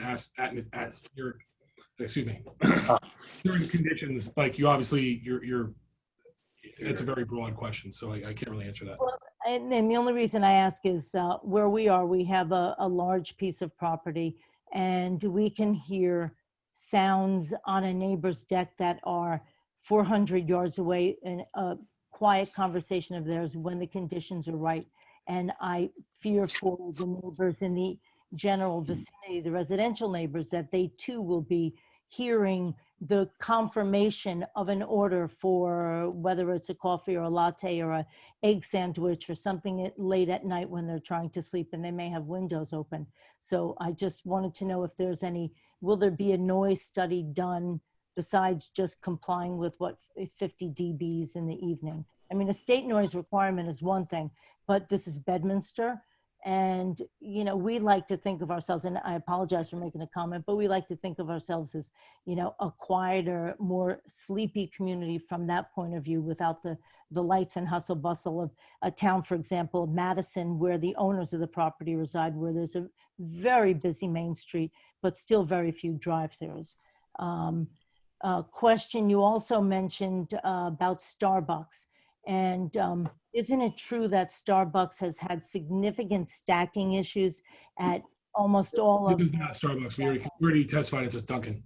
I know that, but you also said that you could limit it potentially to a coffee use, and it could be something like a Starbucks. You testified. To be a Dunkin'. We also later on we committed to the fact that it would be Starbucks. All right.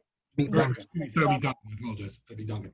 And if not Dunkin', then the application, even if the application passed, you would then give up the variance. Is that something you'd stipulate to? That if it wasn't Dunkin', the existing use would stay if you're ever approved?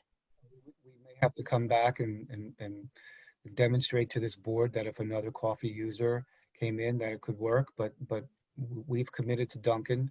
So if the board wants to make it a condition that if it's another user, we have to come back, that's a perfectly legitimate question.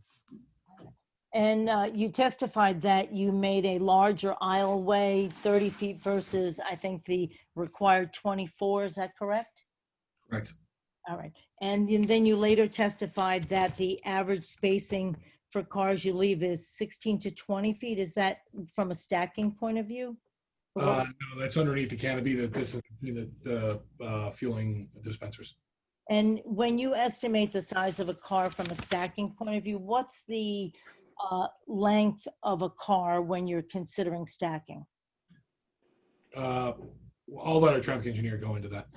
Getting at the traffic testimony. Well, on the plan that you submitted that you testified in regard to, you drew cars. Yeah, I'll let our traffic engineer inspect. A average car that you'd use in your diagram. Marky, I'm not going to interrupt you, but I want to just say that you are. Mr. Henry worked with the traffic consultant. So the design of where those cars was based upon input from the traffic engineer, and I would think that he would be the best person to talk about this.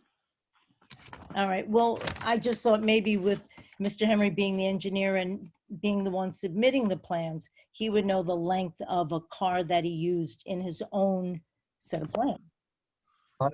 A lot of the board members, including the public, will be better off listening to the traffic engineer than Mr. Henry, who's a site engineer, civil engineer.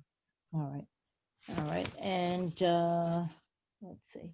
You also analogized, Mr. Henry, this project to another project that you've done on the parkway. And you said that with less space, there was more that you're able to use, and I appreciate that. But are you trying to analogize that Bedminster and with what our community is analogous to the parkway, a major highway? No. And so then so to analogize would be an unfair characterization to say that you've done it there when you're able to accomplish it there. And it's easy, we're making it even easier in Bedminster when the two are quite different. Is that correct? No, I don't think that's correct either. Then what do you think? How would you analogize the use of the parkway, a major thoroughfare with who knows how many lanes, 10 lanes at certain points, to Bedminster, a rural community? How would I you? was just comparing the lot size and the site design between the two. I don't think Bedminster is anything like the parkway areas that have a significant more traffic and have a lot more cars and things of that nature. So I was just comparing as far as the safety of how that one functions versus how this one functions. It's a bigger site, and I just pointed out that we've designed both of those sites, and that one functions safely under the existing conditions. And this is a little bit larger site with a very similar type uses. All right. And then essentially, yeah, I mean, I obviously will have lots of questions for the others, but you know, when you mentioned, my last question would be, again, as a benefit to the community, and it appears as though you didn't poll the community when you said that having 24-hour gas, that's more a subjective opinion of you versus those who live or work or live and work in the community. Is that correct? I think the motoring public, there are certain benefits. As far as the community itself, I mean, obviously the board members sit in the community and they can make the decision whether they think it's good for the community or not. And have you ever asked the community whether the existing use by the auto repair tire facility that's there is a benefit to the community? Has anyone done Ms. Markey, I don't know any developer, and I've been doing this for 38 years, that sends leaflets out or letters out to the entire community and says, do you think that it's a good idea to have 24 hours? We present our application, we present our testimony, and if the board doesn't like it, they say, no, we don't want it.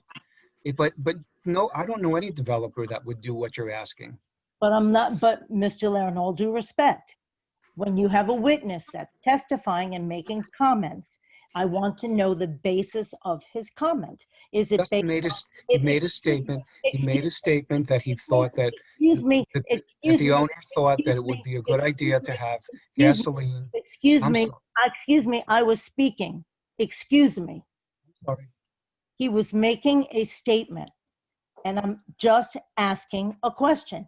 If one makes a statement, I would hope one would base their statement on fact or information they've gathered in the course of their work. And if he did not, the answer would be simple, and he could simply say, I did not. If he did, and you're saying that it's never been done, I don't know any developer that does that other than having meetings with. Excuse me, Mr. Lair. I don't appreciate being interrupted.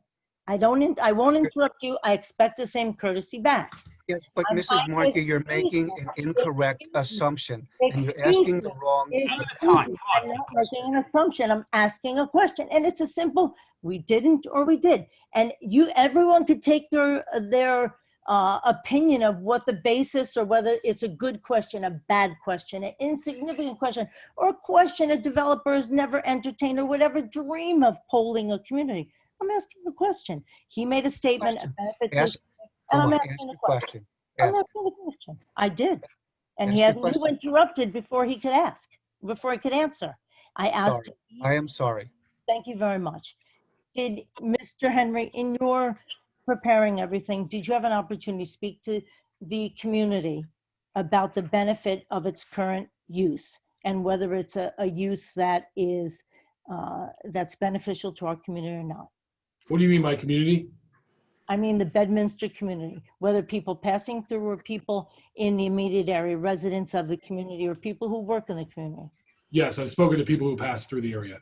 And anyone who lives or works in the immediate area, in the Bedminster area, or people who are residents of Bedminster. People that work in the area, yes. And anyone who's a resident, and their opinion was in the residents in the area? Did you speak with anyone who's a resident? Any direct residents, no. I'm sorry?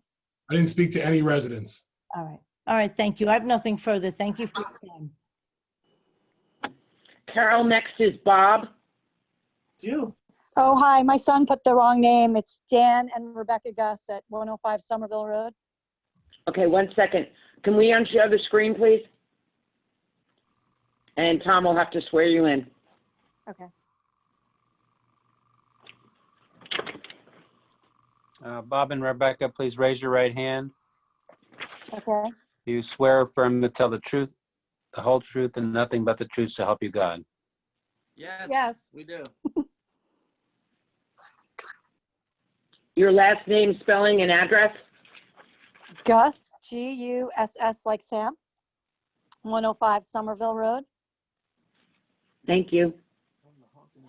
So we live on Somerville Road, which is, you know, behind the property is on 206 that we're discussing. We're behind that, and the noise can be unbelievable at times in regards to honking, trucks, beeping, things of that nature. Other than that, just hear them going down the road. my husband's saying you could just hear them going down the road. And if you do approve a 24-hour gas station, things are to go on in the middle of the night, who does that tax? The state's police or our little Bedminster police station? I think we already agreed that we would not do 24 hours if it was a problem, and we can drop the 24 hours if that's okay. Go from next to the school. Okay, And the rest- so in the increased traffic, when it backs up from 206, goes down 202, which not only affects our little street where we just hear the trucks motoring along, it'll affect, I believe, the school, the safety of the town, and the library. Madam Chair, can we limit it to questions? Because I'm hearing statements. Yes, we need to have a question. Do you have a question for the engineer? We already asked about the sound. Okay, so is that your only question? Yeah, I just was concerned about the sound, and if they're open 3 in the morning, 4 in the morning, the truckers come. Who does it tax? You know, they fill up the tanks at like 4 in the morning. There'll be lots of lights and there'll be lots more noise. So the residents will hear noise. So, you know, I'm just very concerned about the noise. You're making a statement again. Do you have a question for the engineer? Yeah, what are you going to do to solve the noise problem? I mean, we're on a state highway, and I bet like we're on a state highway. We've already gone over the menu board at quite a good length, and most of the noise you're hearing is from the state highway, not from this use. So I don't know if I can really control what's on the state highway. No, this will just add to it. This will add to it, he's saying, and how are you going to control that? And is our Bedminster police force going to be responsible for all the things that will happen with strangers coming into the town? Is that a question of the engineer? Who will take care of anything that needs to be taken care of, the Bedminster police or state police? I'm not an expert on that. question to. Who do we ask that question? Because if it's the Bedminster Police, it'll take our resources away and tax them higher. I think that would be a traffic question for the traffic engineer. Okay, we'll save it for traffic. Thank you. Anyone else? Alan Feldman is next. Yes, hi, can you hear me? Yes, we can. Yes, Alan, Thank please raise your right hand. Do you swear or affirm to tell the truth, the whole truth, and nothing but the truth to help you God? I do. And please state your name and spell your last name. Alan Feldman, Feldman, at 11 Steeplechase Court. Please go ahead. I just want to start by saying that my wife and I lived in the community for over 30 years, and we actually love it.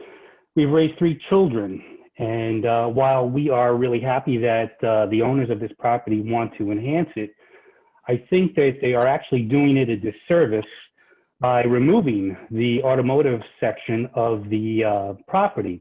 Excuse me, a minute. Yep. You have a question for the engineer? Yeah, he commented on the current status that as he drives by, he notices that there are cars littered in the back or in the front of the property. Did you mean littered or properly parked in one of the 45 parking spaces that are currently there?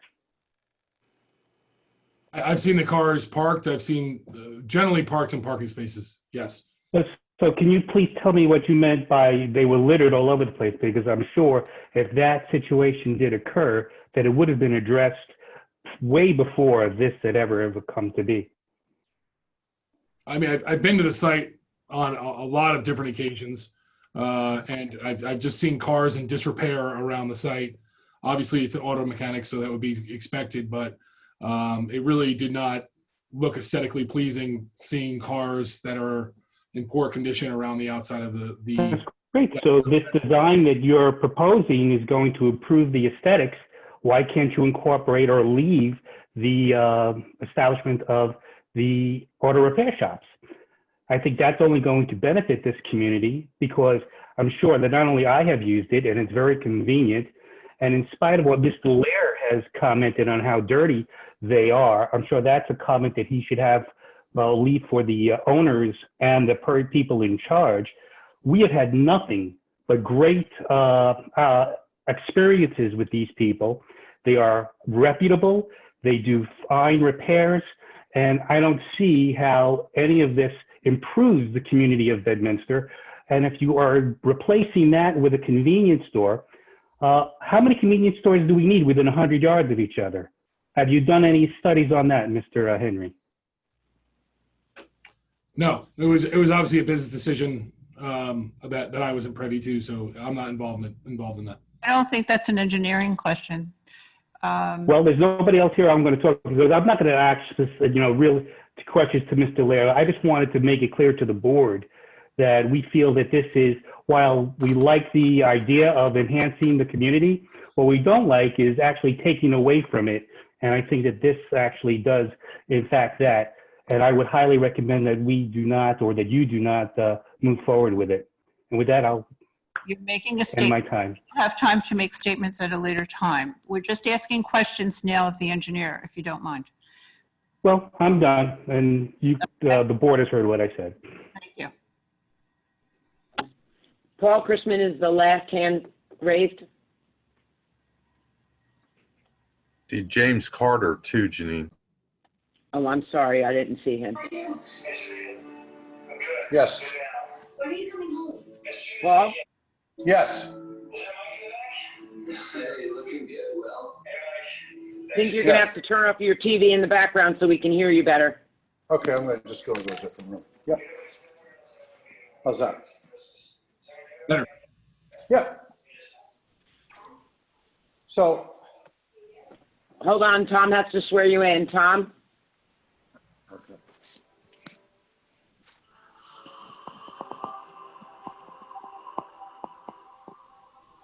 Tom, are you there to swear in a witness?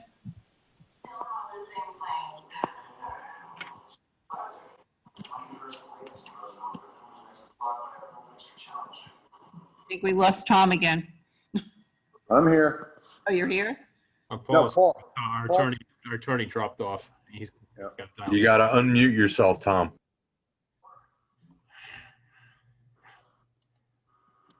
Here he is. There you go. Okay. Sorry, I'm having a connection problem. We have a witness to swear in, Tom. Okay. Please raise your right hand. Do you swear or affirm to tell the truth, the whole truth, and nothing but the truth to help you God? I do. And please state your name and address and spell your last name. Paul Chrisman, Christman, 545 Larger Cross Road.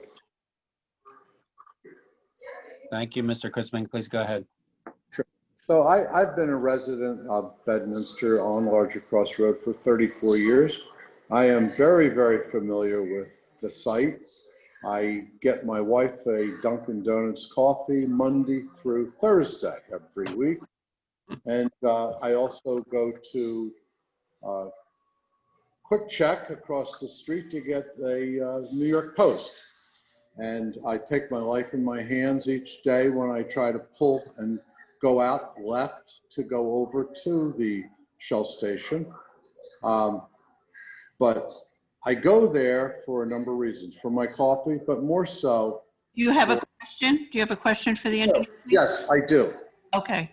What I feel that the owner of that property is doing is putting 10 pounds into a 5-pound bag. There's no variances that should be given on this property. It's overused now. It's overused now. If you drive and live there, you would know that. What is your question, sir? I don't want to see anything change. That's not a question. Yeah, I know that. I know that. I'm asking for questions right now, so we can keep. And what I'm saying to you is, I go there every day, so I know how the property is used. And to think that there will be more. This is a statement, and we will get to statements at a later time. We are asking for questions right now of the engineer. Okay, and then would that affect the drive-through? We lost you. What is the question? Would a question be with regard to a drive-through? I've lost the sound. Can't hear him. Would a question? Okay. Hello? No, we've completely lost your sound, sir. I don't know if you take it off speaker. I don't know.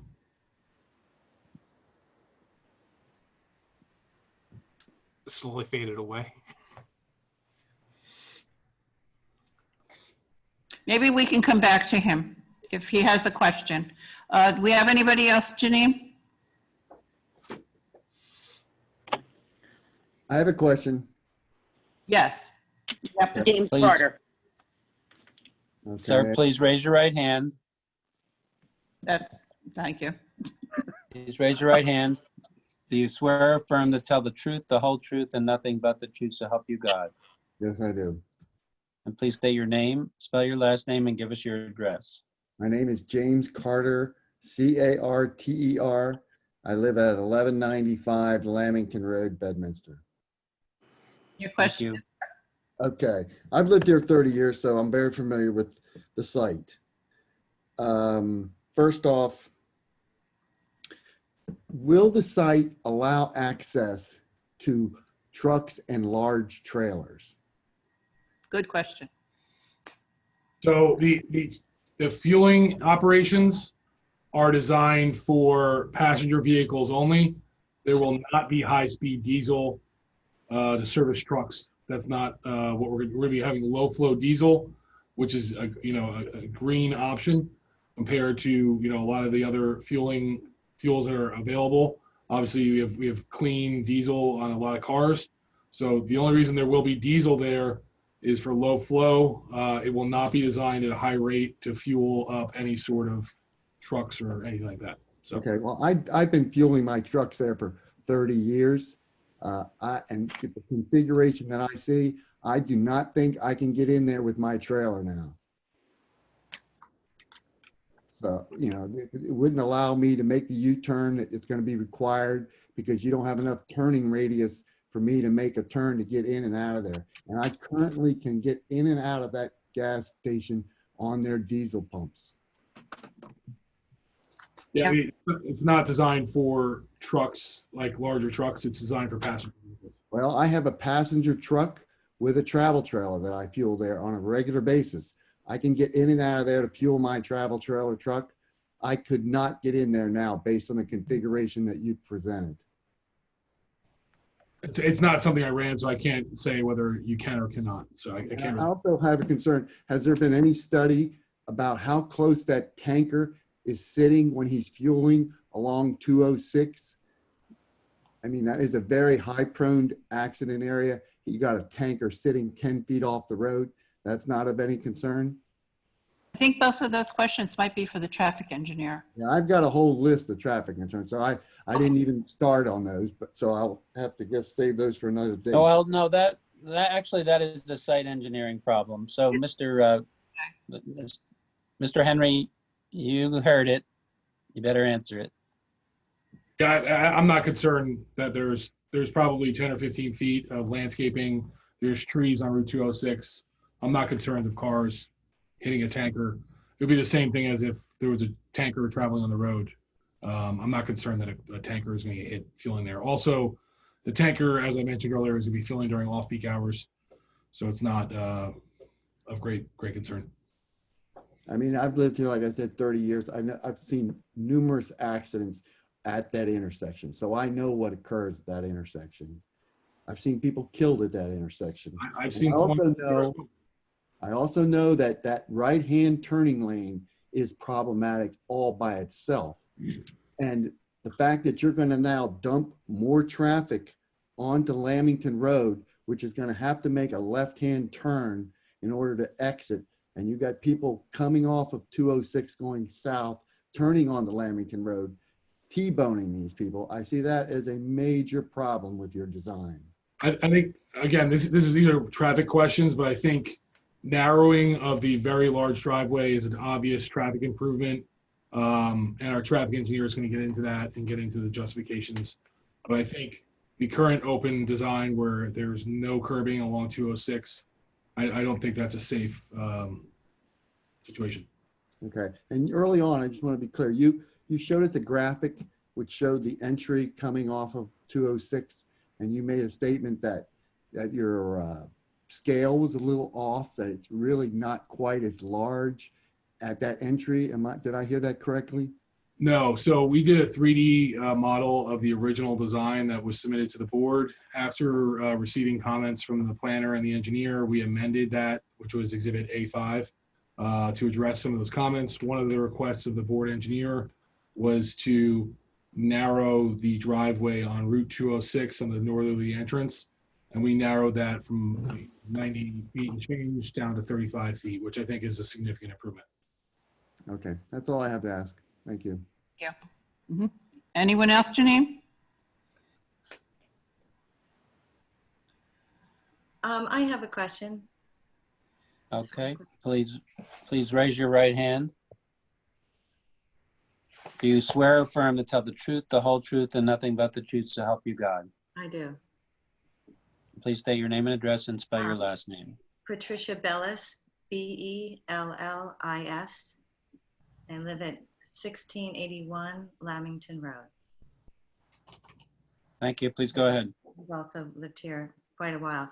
I just want to go back to Mr. Henry, your comment about the idling in the drive-through lane and how it would be very similar to the traffic, I believe you were saying, that, it would be just like regular traffic going by. And I really want to know whether, again, there's been a study how you could say that when there has been cities across America have been banning really the construction of fast food drive-throughs for really to prohibit these drive-throughs to reduce idling and reduce pollution and reduce its effect on climate change. So I think that was I want to know whether you are basing that on a study, because idling cars, they will sit there longer in a drive-through. And I want to know what your basis is on that.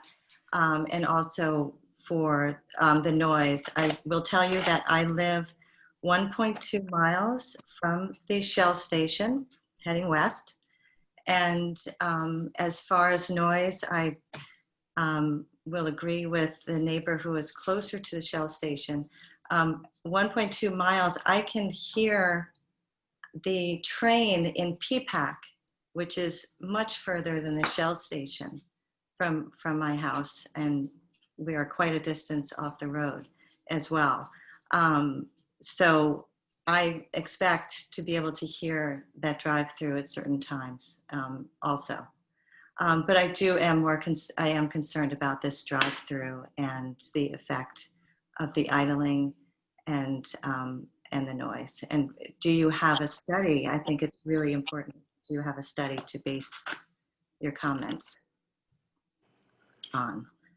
Traffic expert that will be speaking. He performed a traffic study. It was an extensive study. Mr. Henry's not prepared to answer that question. Well, he did comment that, oh, well, it was the same as cars going by. He commented on it. So to make It's that something called pass-by traffic, and we'll get into that with the traffic engineer. okay, I think that we need to be careful Well, about. I'm gonna overrule the objection. The question is relevant, Thank you. especially about the idling of cars in a drive-through business. Mr. Henry, you heard the question. Right, It's so- simple. Do you have any study that forms a basis for your opinion about it being safe and not a problem for air pollution? I don't know if I made a statement that it's not a problem for air pollution, but what I said was there's a Route 206, which is directly adjacent to the site. It already has cars on it. There's a signal that's next to the site that our traffic engineer can go into the signal timing and how long cars are stopped at the signal idle. The processing time of a drive-through is very fast, approximately 2 minutes and change. Our traffic engineer will get into the specifics of how long it takes, but I don't think that it will have a significant impact, being that these cars are already on the road. And as Mr. Lara had mentioned, this is a pass-by type of use. Our traffic engineer will get into that. So that's really where I'm making that determination based on, because these cars are already on the roadway already. They're traveling by the site, and they're already going to be passing through the site. Right. So many of these cars would continue past the site if there was no drive-through. And they would be stopping idle in our town. Also, I mean, obviously, the other thing that is being a little bit of, obviously most cars have gas. They're gas cars. I would say most cars are gas cars. In the future, when more cars are electric, I'm not sure if you're going to have that same problem that you're referencing. It really depends on what kind of vehicles are on the roadway. But basically, no, you didn't have a study of the effect of drive-through lanes upon air pollution. Yes. And that's right? You didn't have a study. I mean, that's simple as that. Right? We didn't do a specific study regarding that, but I would imagine it's consistent. Right. Well, we're not going to, we can't just imagine in this situation. I think there needs to be, there's a reason why drive-throughs are being prohibited in the areas, and we don't see them, and we've already banned one in our town before. So let's not imagine, and let's really take the facts. I would actually argue the contrary, that drive-throughs are actually becoming more acceptable given the COVID situation. I've worked on, I don't know, probably around 30 drive-throughs in New Jersey over the last 5 months. So I think that's actually not a true statement. What's being made is that drive-throughs are actually becoming more prevalent in this COVID era. I think if you want to ask your question to the traffic engineer when he does his study or his testimony. Any other question? Ms. Bellis? Question. No, thank you. I'm finished. I have a question. Please raise your right hand. Is that a witness? Yeah. Please raise your right hand. Do you swear or affirm to tell the truth, the whole truth, and nothing but the truth to help you God? I do. And please state your name and address and spell your last name. Stephen Morris, Morris. I'm the owner of 1641 Route 206. Go ahead, Stephen. My question for Mr. Henry, kind of follow up on Mr. Carter's questions earlier. The layout of circulation on the property, will it accommodate horse trailers and large landscape contracting trailers? We didn't run a truck circulation, but we could definitely look into that. Okay, I think that would be important because that's a large user of that area. What size trailers?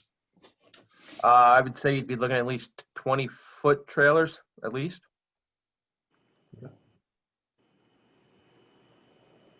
Like I mentioned, we find this wider than typical gas stations, so there is additional circulation area. But I can't say definitively. I did not run a truck circulation based on that. So okay, I think horse trailers and as well as the landscape trailers. Sure. Thank you. Thank you. And sir, did you mean a horse trailer or a 20-foot trailer attached to a pickup truck? Either that or yes, as a fifth wheel type trailer. Okay.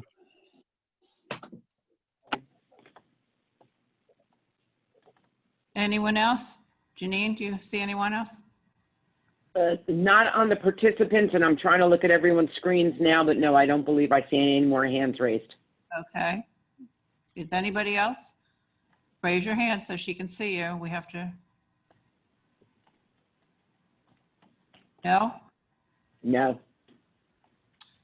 Okay. We're about 25 after 10, and I think this witness is done at this point. So I think we could adjourn at this point and schedule you for another meeting. That would be fine, Madam Chair. I understood November 12th from Mr. Ferrero. Is that accurate? I believe so. I think that's where he has you scheduled. Yeah, that's what we talked about. I think we would probably try to deal with the Pluckerman Inn potentially first, or with Bedminster Farms, and maybe what we need to do is talk about that a little bit and get the schedule. But Pluckerman Inn has not noticed yet, so they will have some flexibility. Okay. I think both those applications will take some time. Collins, we would have no obligation to provide any further legal notice to carry this to November 12th, correct? That's correct, as long as we carry it tonight. So do you want to carry it for your case, Madam Chairman? Do you want to have them say they're going to start at 8 or 8:30 at the soonest, so that we don't have everybody wait around for? Well, I thought we had Pluckerman perhaps at 11 on the 5th. I'm sorry, you're right. Yeah, we did talk about having that on the 5th. So I think this one would be the 12th. So this could be on the 12th, yes. And so there's nothing else on the 12th before this one right now? No. Okay. This is so it. So we'll just confirm for the record and for everyone interested that this case is being carried tonight without additional notices to November 12th, 2020, also by Zoom at 7 p.m. There'll be no further notice. Much, Tom. Thanks, board members. I appreciate your time. Thank you, members of the public, for your excellent questions, and we will see you next time. Okay. Thank you. Thank you. Okay. The board, let me see, where did I put my agenda? I don't think we have anything more on the agenda for tonight, so we can have a motion to adjourn. So moved. Second. Good night. Who seconded? I'm sorry, George. Sure, yes. Good night, everybody. Good night, everybody. Thank you, everyone. Thank you.